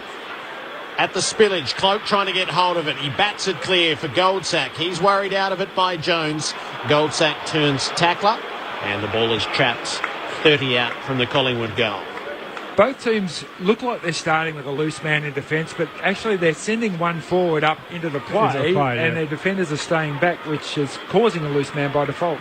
Stanley clearly wins the tap. He knocked it goal side, which was risky. Ray's dispossessed by Goldsack, fanatical with his tackling. Pendlebury trying to get clear, held up by Schneider. He's had it for a long time. The umpire doesn't think that Pendlebury had terribly many chances to get rid of it. So now it's only 15 out from Collingwood's goal. Virtually at the top of the square. That's a great tackle. Huge tackles applied there. Goldsack was one of them. He went through very hard. He did. I think he's been given a rocket. Thrown up again, same spot. White trying to break the congestion. He does so, and Beams spins onto it. Left foot snap. It's close. I think Chelsea's going to give it a goal. She is. No review. She was confident. Collingwood's back out by 40 points. 14-7-91. St Kilda 8-3-51. Well, when Chelsea does the Monday review, she'll get both of those goals. Perfect position for that one on the line. No camera or anybody would have been in perfect position was able to give it. I'd have to say Chelsea, the previous one down the other end, you were not in good position. Smart play by the Pies too. There was multiple ball ups about 20 metres out from goals, and the Saints had covered the goal side. So Jesse White just got up, banged the ball backwards away from goals, and Beams, if you're forward, you want to be where there's space. And so get the big fellas to hit it into space, and he capitalised. 40 points again, back in the middle. Ball spills out into a little bit of space. Williams gathers it for the Pies off half back and kicks to half forward. Blair couldn't take the mark. Elliott's working at ground level. He's dragged down by Shenton. Stanley coming through the pack, releases it to Nunes, who feeds it up now to Curran. Onto the right boot and in the revolt direction. He leans into his opponent, Tuvey, but didn't take the mark. Tuvey paddles it round and over the boundary. Unlucky not to get a free kick there, I think, Nick very well. I think the spoil came over the shoulder and head as much as it got the ball. Tuvey had almost conceded the fact and wasn't penalised. Left half forward for the Saints. Stanley, neat little tap, down to Stephen. Feeds it in the Montagna direction. Works it around with Curran. High ball inside the 50. Sidebottom came from a long way back to affect the spoil. It fell the way of Schneider, though. Billings has worked out of the pack. The tackle laid by Dunstan on Sidebottom. The pack forms. It's 30 out now from the St Kilda goal. Nearly 25 played in the third. Saints need something from Adam Schneider. He's a smart player around goals. He's only had the 6 possessions for the game. It's one of his poorer games. Witts wins it down. And it's Billings that kicks it okay. Well, it was complete luck that it's landed in Dunstan's hands. But Billings just kicked it as he was tackled. It went backwards, it went diagonal, and it went into the hands of Dunstan, who's marked at the top of the 50. I thought you made the call. Running at me, I thought it was Schneider. Yeah. I thought you made a brilliant call, but it, in fact, was Billings. Knocked off balance and did the thing into space, and who was there? Adam Schneider on the bench having a chat with the coach on the phone as we speak. So Luke Dunstan kicked the goal from a similar spot in this turn. This one a little bit further out, and this one it gets away from him left, and it is only a behind. So Collingwood's lead is 39 points, nearly 26 played in the third term. 2-2 and 1 out of bounds in this term, the Saints. Kicking is a good one. Marked by Lumumba, who sends the Magpies out to the wing for Pendlebury. He goes trotting away, has a bounce. Beams is his target down the line.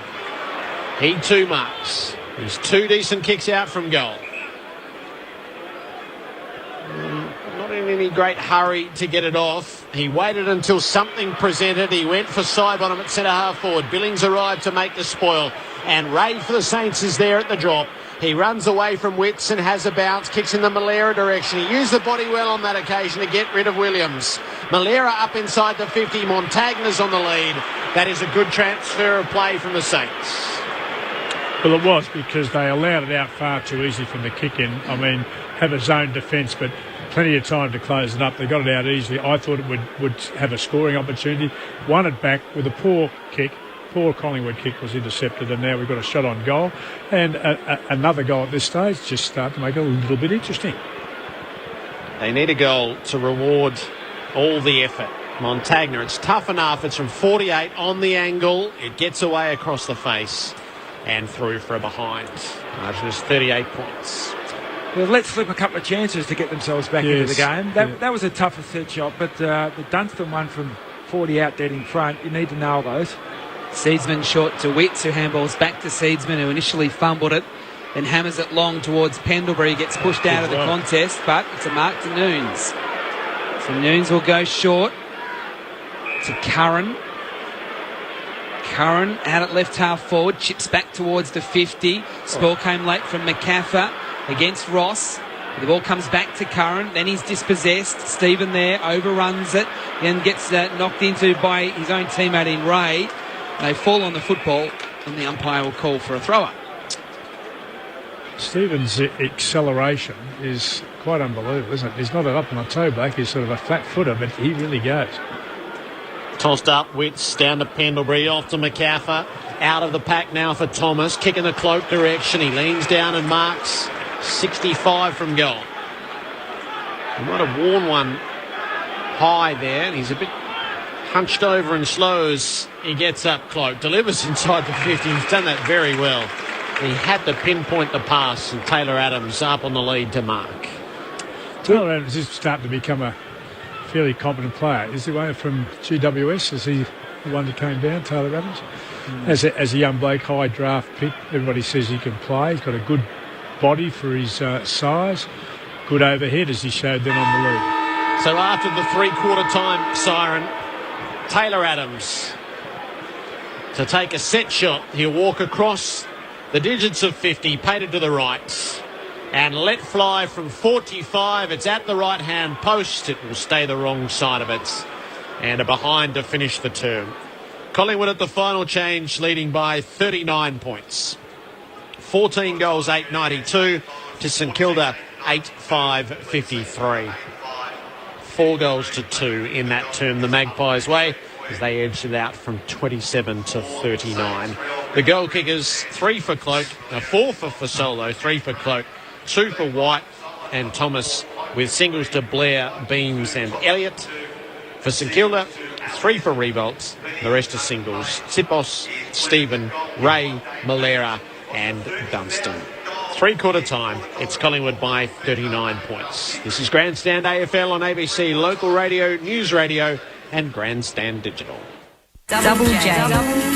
One more time. The ABC's new music radio station is ready for your ears. Weekdays, join Mick Warhurst, playing you the music you've loved and the music we reckon you're going to love. Double J. On your mobile via the ABC radio app, online at doublej.net.au, or look for Double J on your digital radio or TV. Friday night footy. Grandstand AFL. Young runs to the wing, kicks along inside the 50. White's in front, goes over his head at the back. Elliott, he's a sharp shooter, and he's kicking another one. Now, it's only his first for the night, but it's his 20th for the season. Elliott from the 50. It's a standing start situation. Kicks to full forward, close there, wrestling. Free kick. Free kick to Cloak. He's only 10 metres out, Cloak, but he's tucked away in the pocket and he threads it with a set shot. Runs his measure, delivers up in the Cloak direction. Dempster across the front, Cloak hangs on. Travis Cloak from long range, looking for his third. He thumps at a goal. That's more like it. That is a good goal. And a flourish in the celebration as well, as Travis Cloak is emerging from his slumber. Thrown up again, same spot. White trying to break the congestion. He does so, and Beams spins onto it. Left foot snap. It's close. I think Chelsea's going to give it a goal. She is. No review. She was confident. Collingwood's back out by 40 points. Grandstand AFL. On ABC Local Radio, online and on ABC Grandstand Digital. Collingwood by 39 points at the final change. Those lingering scores we had for you. Final scores now in the Super Rugby. The Reds 38 beat the Highlanders 31. In the NRL, Penrith 38 beat Parramatta 12. And Sam Stozer into the fourth round of the French Open, where she will play in all likelihood Maria Sharapova should she be successful later tonight.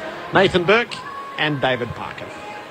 Well, I'm not sure what teams are going to be interested in the last quarter, because you come into a game like this, the expectation is that Collingwood will take the 4 points, and I think that expectation is going to be matched with performance. But I'm not sure it's a performance collectively that Collingwood are going to be jumping around about. And other than, one of their young blokes, young Thomas, who's, I don't know how many games Thomas has played, but probably not too many. I'm trying to look here quickly. He's played 23 games. So there's one that stuck his hand up a bit tonight and played well. But in St Kilda, they've hung in pretty well, played some half-reasonable football. But what they're getting, and we're seeing, and you nominated them before the games, Nunes can play, no doubt about it. And I think you're right. You'll go from half back into the midfield. Shenton's been a fantastic, and from my opinion, been one of the better players on the ground, let alone for St Kilda. Dunstan looks like he can do the word. Ross with a bit of body to him because he can play and he's got good skills. He's put his hand up. Curran has played, particularly now he's doing the job on Pendlebury, and Curran showed that he can apply himself. Murdoch and even Malera, who I've worried about because he just hasn't been consistent enough. I don't think he does work hard enough, particularly when he doesn't have the ball. There's a bit individually at least is saying that, well, your better players are amongst the kids who are still learning the game. That has to be a plus in terms of what comes out of this game, which may not be the 4 points. Absolutely. And for the Collingwood side of things, I think Whitey mentioned before the game that Collingwood, for the position they are on the ladder, their percentage is extremely poor. There's a lot of sides around them with a far better percentage than what Collingwood have got. So they'll be thinking this last quarter, okay, we've got ourselves a good lead. If we're going to get our percentage up wide, like you mentioned before the game, they're going to have to really power on. And I'd be putting the hard word on Travis Cloke. I'll be saying, the guy you're playing on is playing on one leg. He can't run, he can't jump. Let's go through Travis as much as we possibly can, get some confidence into him, and actually get some score on the board, because if they're ever going to do it, now's the time, because if Delaney has to go off, Reece Stanley's the next best option, and we haven't seen him play well as that deep defender at all. So now's the time for Collingwood. If they're serious and they want percentage and they want to win big, they've got to do it now. But it's a bit of a coaching type of psychology from Nathan Buckley, I would imagine, Parko. Collingwood's not going to lose the game. They're not playing well.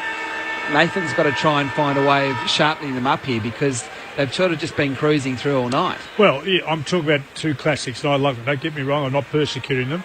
At halftime, Goldsack had 5 contributions and Tuvey had 4. And I read now, because I can't remember, so I better check those 2 out again. They got a bit of a rocket. 5 and 4 still. Did not make any impact on the game. And they're 2 that were wrapped because, and they were rightfully wrapped because of their consistency and superb performances against better individual opponents. Done the job one week and don't come up with a good the next week. I mean, that from a coaching point of view bugs you more than anything else.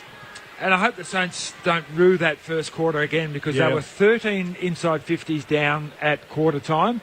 It's now 3-quarter time and they're still 13 inside 50s down. So they've matched them the second and third quarters. It's that first quarter again that's probably going to come back and bite them. So about to commence the final term with Collingwood by 39 points. St Kilda finishing off to the Coventry end, to the right as we look at it. Collingwood to the Lockett end. Great names in the history of these two clubs. Up goes Longer and he wins the tap. Dunstan got dragged down off the footy, but I'm not sure that he ever had it. That's how the umpire sees it. Dunstan spreads it out to the left. Murdoch dinks it forward of the play. Hayes takes possession, veers inboard, good evasive skills. He kicks for rebound, a fraction too high. The skipper just couldn't quite hang on. It comes underfoot. Dunstan is there doing all the heavy lifting again. He's over the footy. It'll be balled up. Lenny and Nick are fantastic mates, but it might be tested a little bit tonight. Nick's got free a few times and Lenny hasn't looked after him at all. Longer brings it down underfoot. Beams is there for the Pies. Off to Pendlebury. Feeds it forward to the play for Young. From half back up near half forward. Cloak has been held by Delaney. The umpires just let that go by. Fair enough. We're watching a different game. Shenton, that's no good. The hand pass, he had a long time to think about it, perhaps too long. Blair takes possession. He's lying on the footy. He does release it.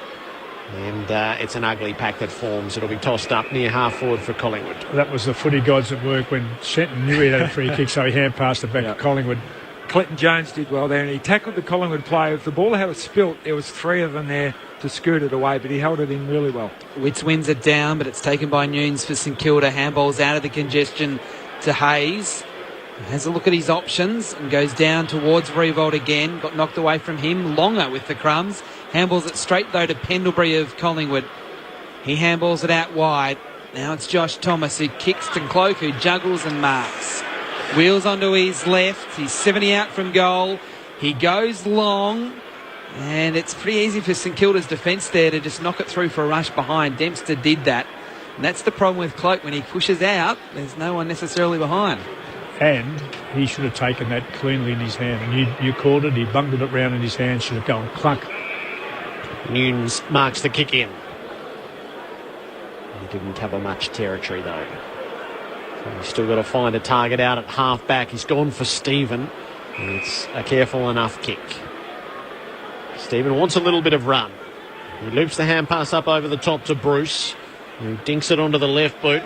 Puts it up in the direction of Stanley. It bounced before it reached him. He tried to knock it down to Billings. He overstruck that. Stephen against the boundary. Can't find the way past. It's jarred out of his hands and out of play. So right in front of the St Kilda bench as this ball is thrown back into play.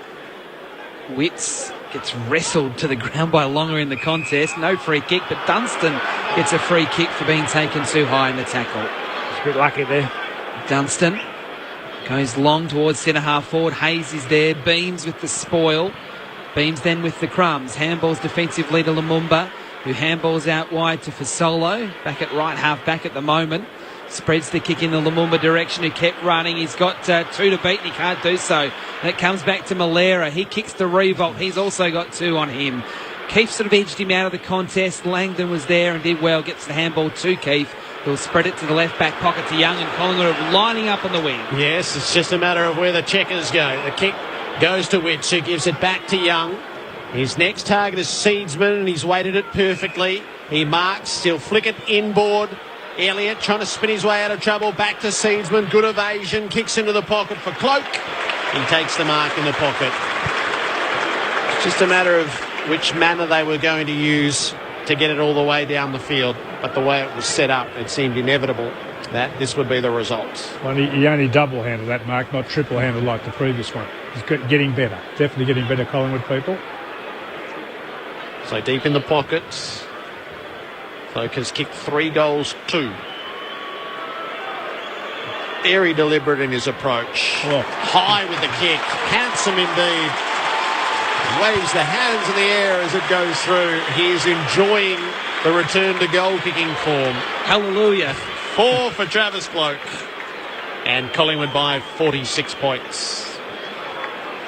Nick Rewalt, it's a wonder he's got 3 goals up the other end, because the actual delivery to him tonight has been atrocious. Lenny Hayes missed one, and Terry Malera, who's generally not a bad kick inside 50, missed him as well. And the ball went from one side of the ground all the way to the other pocket, and instead of Nick Rewalt having a shot for goal, Travis Cloak gets a shot for goal.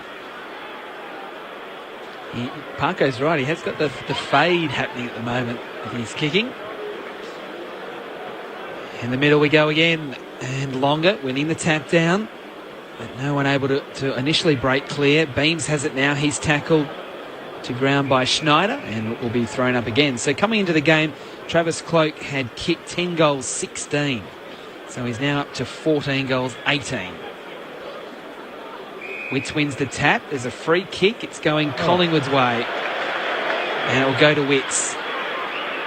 He's been involved in sumo wrestling all night, and that time he just got a little hand on him and he got a free kick.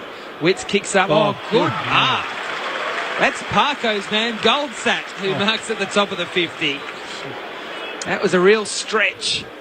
But it was the turn, wasn't it? It was coming like a bullet, head high, and he went in at it. He was coming at the ball and grabbed it. That's probably as difficult a mark as you can take.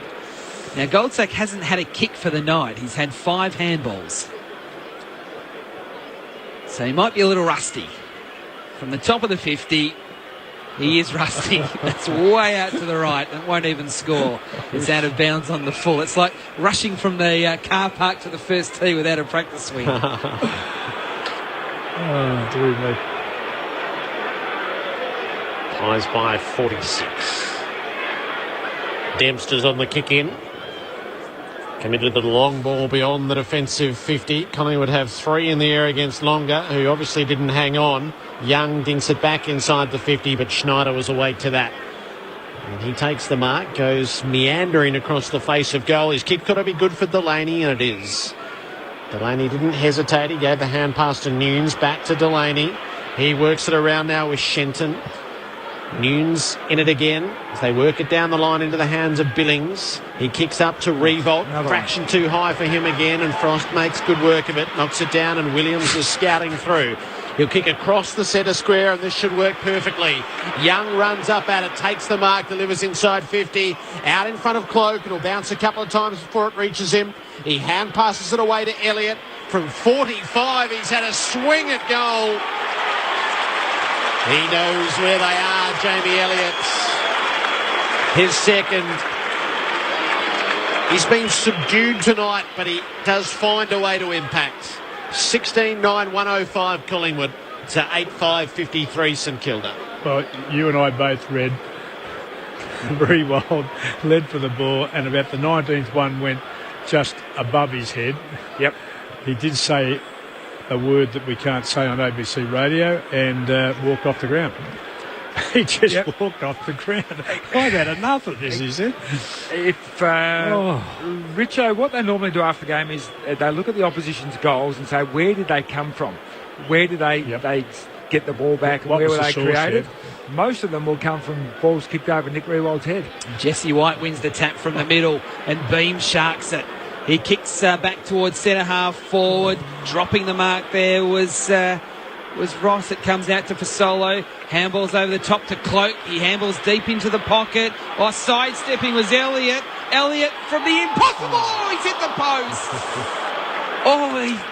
Tell you what, he's had mark of the year last year. That would have gone close to goal of the year. The way he was able to dart away from Jones and go with the outside of the boot from deep in the pocket. Shenton marks the kick in, gives it off to Hayes. Around now to Billings, who'll kick it up for halfway. It lands in front of Stanley. It half-volleyed him. Beams gathers for the Pies. Hand pass to Keith. He takes the high tackle from Stanley. Works it up, playing the advantage to White. White will kick it to the 50. Out in front was Fasolo. Good spoil put on by Dempster. At the drop, Murdoch gives it away to Shenton. Off to Hayes and back to Dempster. He sweeps it out to the side for Ray, but he's confronted and forced backwards. Gives it to Hayes. Malera bobs up in the middle of the ground. He marks and plays on, tucks it under the arm, runs his full measure, pauses, bounces, then gives it off, and Billings from 50, he hits it right. So not quite. They're down by 52. Lumumba kicks it back into play, just short to Keith. Well, handball to Pendlebury, cruising past. He darts it to White, and then White handballs back to Pendlebury, to Thomas. They're inside the centre square. Thomas coughed it up, then gave away a free kick. So he handballed it straight to Billings, and then Billings didn't take possession, but Thomas took him. So Billings goes to Bruce. Bruce inside the centre square. Poor kick to centre half forward. Schneider had 3 players around him as it bounced into his area, and he's tackled. The umpire will look and throw it up. Unfortunately, it is only, Jared, the 10-minute mark of the last term. There'll be a bit more of this to come. Oh, the game has disintegrated. Disintegrated, that's right. Collingwood by 52. Knocked down to Ray, who fires at the goal. It's out to the right, and it bounces out of play. Martin Blake. So Kilda put Josh Bruce crossover onto Travis Cloak after he kicked that 4th goal. Delaney with that sore hip just couldn't run with him at all. Thrown in the right forward pocket for the Saints. Thomas is onto it for the Pies. Gives it off to Langdon. Kicks into the middle for Elliott. He lays it off to Lumumba. Can't quite get clear on this occasion. He's got targets in the middle. Jesse White. Taylor Adams gets forward of him to receive the hand pass. He motors on and kicks it for Beams, but he missed the target. Jones will gather for St Kilda. Hand pass to Sipos, running out of half-back. Out to the side now. Dempster. Short for Hayes. Curran's out on the broadcast wing. And coming from the bench now is Dunstan, so he'd be the logical target over the top. He'll take it forward to the middle. Stanley wants it in short at half forward. Dunstan's going to go a little deeper than that. He's put it in the Schneider direction, but coming across the front of the pack was Young to make the spoil and get it out of bounds. I think our man Lindsay Gilby might be doing a little bit of extra kicking work during the week, Parko and Berkey. Yes, absolutely. Prides himself on his kicking. Thrown in. Pendlebury collects, he's dispossessed, side bottom, spirals the ball out of the congestion, low down, marking on his chest is Travis Cloak. So Cloak, that's 11 marks now and 20 disposals.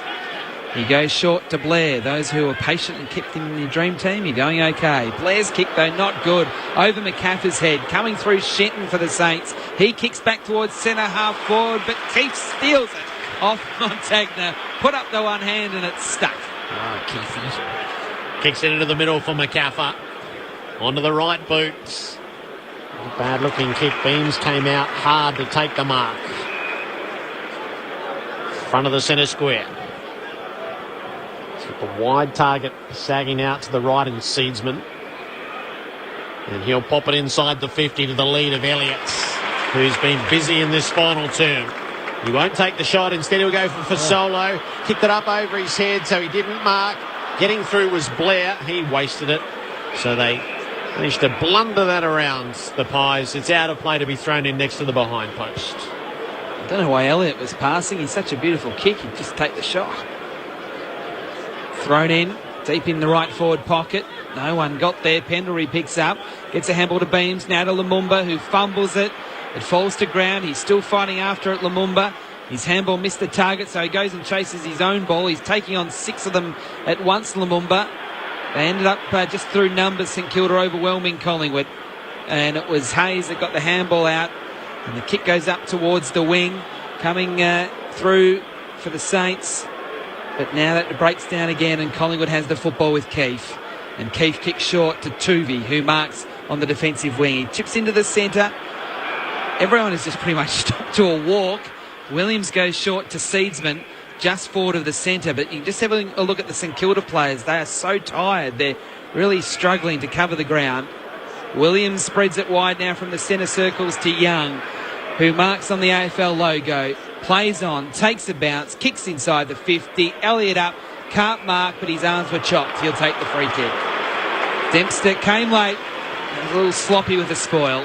And Elliott, I wonder whether he'll... Oh, it's 50.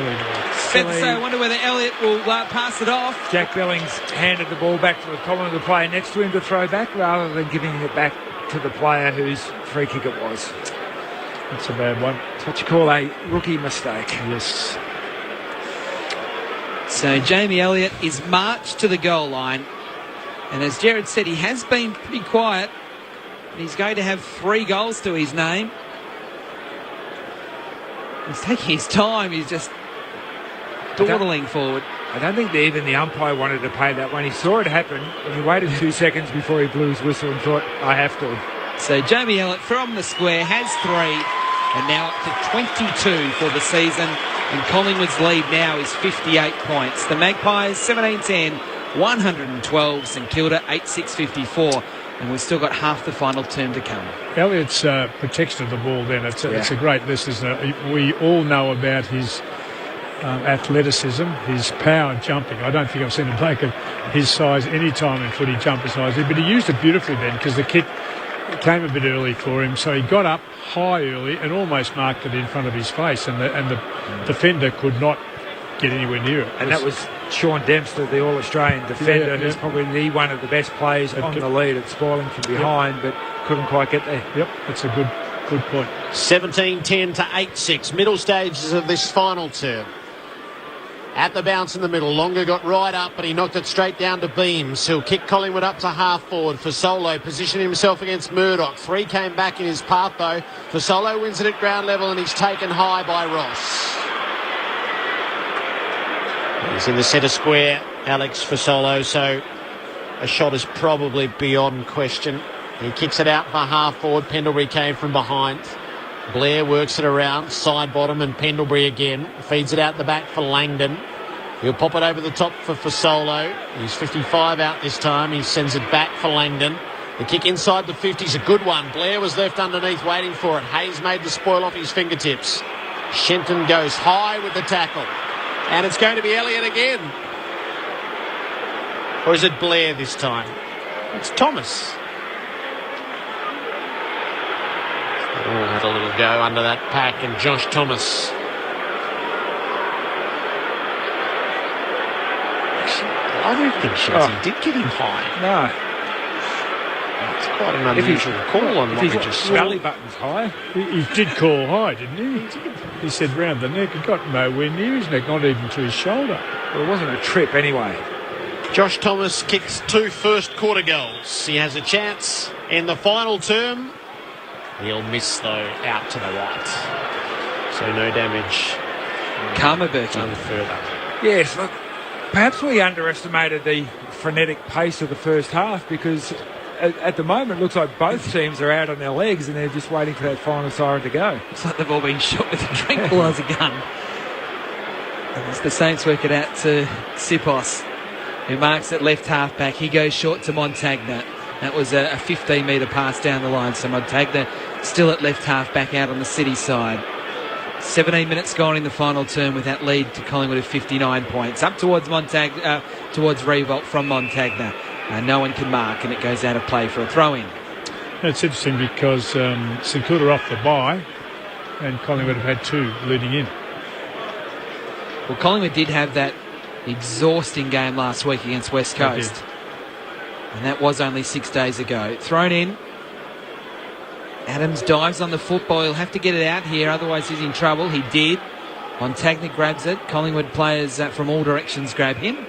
And it is going to be thrown up again. Yeah, it has deteriorated the game in every way, hasn't it, compared with the first half contest. He's playing out of obligation now. Yes, I think you're right. Third and fourth man up St Kilda had. Ray affected the tap, but only as far as Williams. He worked it around and the Pies will bring this out of defence. Langdon had another touch. He gave it away to Seedsman. Kicks across half back for Young. Young for Pendlebury. Jones is with him. No mark taken for Solo. He's after the ball at the back. He gathers. Jones is after him. He brought him in. Pendlebury, though, gets it back. Gives it to Thomas, who kicks it for Cloak. 45 out from goal. That was good. 3 bites, 2 bites, 1 bite. He's taking us on the emotional journey with him, Travis Cloak. He's blown kisses after 1 goal. He's exalted to the heavens on the next. This is his most difficult shot. It's from the boundary. It's 50 metres out. It won't score. It'll land 15 out from goal. They jump at it. Thomas has a chance at the bottom of the pack. He's certainly got his boot to it, but he's missed out to the left. A couple of behinds in a row for Josh Thomas. Collingwood by 60, 10 goals next. He's taken his opportunity tonight, Josh Thomas, as a late inclusion. 26 disposals and 2 goals, which does show the depth Collingwood does have. Oh, gee, a terrible kick into play, straight to Witts. You couldn't miss him. He's 260 centimetres. Somehow they managed to kick it straight to him. That was a clanger from Brodie Murdoch. He kicked it over a guy who's 202 centimetres and hit the guy who's 210 behind him. Tough to do that. I reckon I could get a kick out there at the moment. He's desperately trying to dig a hole and get in the goal square. I feel sorry for him. Jared Witts, the big ruckman from Collingwood, lumbers in and has kicked the goal. Insult to injury. 66 points now, Collingwood's lead at the 20-minute mark of the final term. The Magpies 18-12, 120. St Kilda 8-6, 54. It was funny at half-time. We were in the media room and one of the media guys is sitting next to David and Julie Cloak, and they were describing that as an emotional event for them as well. And Cloak has... Let's go through his stats here, Travis Cloak. 21 disposals, 12 marks, 5 inside 50s, 4 tackles and 4 goals too. That's a great game. It is a terrific game. Clearly the best for him for the year. I'll be interested to see whether Nathan gives him votes or not. It's 5 in a row for Collingwood. So back in the middle, Stanley seemed to land just a touch awkwardly from the ruck contest. Witts trying to barrel his way through. He's now in the hands of the smaller men, but they're having no more success. Kaffa and Stephen rise together. They've been partners for most of the night. Seb Ross went third man up. He knocked it straight down to Beams, who kicks Collingwood inside the 50 for Solo on the lead. Spoilmate on him. Cloak is playing Crummer. He wheels around, works the hand pass in the direction of Adams, who gathered it beautifully, pops it at goal and missed. Not for the first time. No. He has blown a few, Taylor Adams. Hasn't kicked a goal yet in the black and white. He's looked the gift horse in the mouth a couple of times tonight. Oh, they're set up here for another chance for Collingwood. Young bashes it back inside 50. Elliott's there, darts away from one, runs away from Schneider. The kick is away to the right, though, and another behind. Well, they're missing up the opportunity here. They haven't set up enough opportunities to actually make that percentage gain significantly more. They're losing an opportunity here, Collingwood. They're up by 68. Shenton, success with the kick in. Revolt has worked his way down there to go, right, we have to get ourselves out of this. So he's gone to take responsibility for it. You watch, he's marked in defence and he'll run the whole way down to be the next one. So he kicked it to Stanley, who goes down the line looking for longer, but coming back with the flight was Young to get a fist in and see it out of bounds. That is super running. Adam, you picked it. He just started to run the moment he released the ball deep in the back 50. He's now coming into the forward 50. Terrific. On the broadcast wing, it's gathered by Curran under the pack. Hand pass to Stephen. Works it around with Montagna. Gave back to Curran and Montagna again, and now to Ross. Through centre half back. He's on the kick across the centre square. It should be effective. It lands out in front of Dempster and skips on. Dempster gathers, goes long. Revolt is camped there. He's got 2 to beat now. Has to go the spoil. Young is caught by Malera. Good strong tackle. Out against the boundary. Lumumba wins it back for Collingwood and gives it for Langdon, who always seems to have a little bit of time and even more space. Gives it up to Sidebottom, who kicks it to White. He'll lob it out to Williams, running off centre half back. Sends it forward to the middle. Reaching up to mark is Josh Thomas from 52 out. He's had a good long ping. Oh, Cloak was being held in the goal square.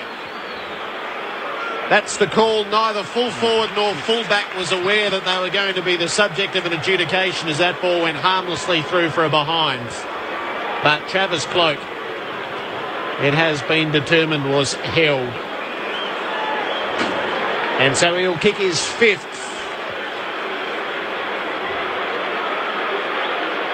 It won't quite be the exuberant celebration I wouldn't have thought from a gimme from a cheap free. You sure? But perhaps the gods are now smiling on Travis Cloak. He has 5. It's just a one-fist-up affair. A handful at last for Travis Cloak. Collingwood by 74 points. And that the differential now in terms of percentage is becoming significant, isn't it? 7 or 8, my mathematics good. Well, you certainly shouldn't be asking me about anything involving maths. Well, but I realised that when I was asking the question and looking at you, your face wasn't giving me much confidence. Slight panic look on my face. Don't look up here. It will probably be about a 7 or 8%. That's what I thought, yeah. I would say. Which is significant if something, and I guess if you're looking for 10 or 12 out of the game, as we thought it might be, probably St Kilda have done better than we thought. In the middle we go again. Dying stages of this game. Curran for the Saints gets the clearance with a rush kick towards left half forward. Adams scampers after it for Collingwood. Got the handball to Langdon. Handballs to Pendlebury. Now to Williams. Williams gets away from Longer. He moves well. Handballs back to Pendlebury. He's in the middle. Pendlebury handballs over the top to White. And White kicks towards Elliott. And Elliott has taken it again. Jamie Elliott, 45 metres out from goal, left of centre, he'd almost write this down. He's such a good set-shot. White seems to have got better as the game's gone on. I think his second half has been more influential. I've just never seen a team like St Kilda just be so exhausted in this last 20 minutes. Well, players walking back onto the ground coming through the interchange. It's all of them. They're all just look exhausted. So Jamie Elliott, I've already marked it down. 45 metres out. In he comes. The kick. It is a nice kick. A very nice kick. Started to hook a little bit late, but it was never going to miss. And he's got 4 goals for the night, Jamie Elliott. And Collingwood's lead now 80 points. Crowd tonight, 34,855. The only one not happy about this goal fest is Alex Fasolo. He's lined himself a couple of times he'll be flat. to come out of the goal square. He's going, boys, let's see if we can create a bit of a paddock here and get me in the goal square, and the rest of you get up the ground. Trav, you've got 5, get out of the way. Well, now he's really, he's equal goal kicker with 2 others. In fact, no, Travis has gone ahead of him. Yeah, so his big night out, he's not so big anymore, so he'll be keen to get another 1 or 2. So he's the closest Collingwood player to goals at the minute. He'll still talk the best game in the aftermath, though. Collingwood by 80. Pendlebury hand passes over his head in the middle. Thomas keeps it in play. Keeps it loose at least. Ross was coming the other way. Williams, though, for Collingwood, spins his way out of trouble. Then he gets offloaded as he goes to kick. Montagna scrounging after it. Ross for the Saints. Hand passed it away to Hayes, Nunes, Bruce, Ray, and Nunes again to try to work it around to the wing. Billings has got a task against Cloak and Sidebottom. The superior numbers overwhelm them. Sidebottom up to Elliott. His 8th disposal and 9th disposal in the final term. He works it around to Thomas. Here's Fasolo on the Blair on the lead. Fasolo got in his way, coming the other way. Ray and Ross combined for the Saints. Not quite out of it yet. Murdoch in the back pocket. Looks for Sipos at the defensive 50, and he takes the mark. So Sipos kicks it very high, not very long, to a contest. Jesse White nearly took the mark, went through his hands. Just took it away from Dempster. White kicks back to Blair, who marks no 15, plays on, handballs to Thomas. Will this be his 3rd? Yes, it will be. So Josh Thomas, 29 disposals and 3 goals, as Alex Fasolo's chance of votes are definitely gone. Now, he might not even be the best players. Josh Thomas, 29 disposals. As we said, a late inclusion tonight. 12 contested possessions, 7 inside 50s and 3 goals too. I think he play. I've seen him play a number of times more than I could play, but he's almost not dominated, but he's been a prolific player tonight, and in all aspects. Well, he had that period in the second, or the last third of last year where he was a real accumulator of the footy, but he had a knee injury through a lot of the pre-season, so he missed a lot of footy. It's 7-6 to 1 behind in this final term. Collingwood have blown it out to 86 points, and they mightn't be done yet. Blair to Pendlebury out of the middle. Kick slews away at right half forward. Goldsack is after it. Murdoch is after him. Goldsack at the throw it away, and the umpire has called him on it. Murdoch for the Saints at half back. A 50-metre penalty as the ball wasn't returned. So around the city wing, the Saints come. Murdoch first up for the season tonight. His 9th game in all. And the whole field in front of him. He unloads it out into the forward pockets. Stanley has a jump at it. Can't mark. Sidebottom with a hand pass to MacArthur. Gives it off to Lumumba. Needs a bit of support, and Pendlebury is always that. Gives it around to Young now. Thought about the hand pass, but he does prefer the kick. And he lobs it out to Josh Thomas. And that's where it ends. A dominant win for the Magpies, who get the percentage boost with a commanding final term and bank an 86-point win. Side by side they stick together to uphold the Magpies' name. See the barrackers are shouting as all barrackers should. Ships a cakewalk for the good old Collingwood. Collingwood led at every change. 24 points at quarter time, 27 at the half, 39 at three-quarter time, and with a 7-0 final term, extended it out to 86 points at the close. The final score, 21-14, 140 to St Kilda, 8-6-54 in front of 34,855 this Friday night. Good old Collingwood forever. They know how to play the game. Side by side they stick together to uphold the Magpies' name. See the barricades are shouting as all barricades should. Oh, the premiership's a cakewalk for the good old Collingwood. The percentage boosters to the tune of 11 points. Collingwood up from 107.9 to 118.6 as a result of an 86-point victory. The goal kickers, Travis Cloke booted 5. There was 4 for Fasolo and for Elliott, 3 for Josh Thomas and 2 for White, with singles to Blair, Witts and Beams. For St Kilda, 3 for Revolts and 1 each to Sipos, Stephen, Ray, Malera and Dunstan. Collingwood with its 7th win of the season to put themselves right in the mix of the teams competing for those top 4 places, and they'll have tougher tasks than tonight, but they get what they want out of it. After things ran against them early, Dane Swan and Brodie Grundy were late withdrawals and Nick Maxwell lost in the opening term, but the longer they went, the better they got it. Just before our news radio audience departs, David, give us your potted summary of what we saw. Well, we saw a Collingwood that played well enough with the personnel that they bought. Remembering, as you mentioned, Ball and Swan and Grundy were all lost, and the captain, ex-captain Maxwell along the way. So they probably got the result they wanted. I don't think they'd be terribly pleased with the manner it was done. St Kilda got another game into a lot of people that have basic talent, and they're going to make this side better in the future. And Berkey, just a short summary on the Saints. What do they get out of the night? Not a great deal, to be totally honest. As I think what David said, it's another game into the young players, and every game you just learn something for every time you go at the footy, so that's what they'll be hoping. So a lopsided Friday night, as was forecast, and that is how it's unfolded.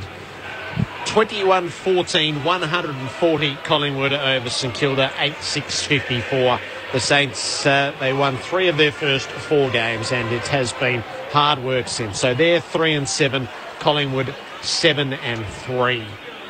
The Indigenous round continues tomorrow, the highlight of which is the event which is staged at the MCG now, Dreamtime at the G, and that'll be heard in various places across the nation, with the long walk, Michael Long inspired, and then such a critical match for their seasons, the Tigers and the Bombers. But Collingwood successful on Friday night. Okay, we'll dip into this, get the song and an interview from the rooms. What did we learn? Well, I think I'm starting to understand where Collingwood against West Coast Eagles last week. We thought it was a super game of footy, played at a very high standard. We're still not convinced as to where West Coast is. I'm probably less convinced tonight of the capacity of Collingwood with the personnel that they have at the level they're playing for them to be a top 4 team. Now, that might be a big statement. I was fairly convinced that they were progressing, that is, getting better collectively week by week, where they would be a Final 4 team. Let's head into the rooms with Martin Blake. Here they go, boys.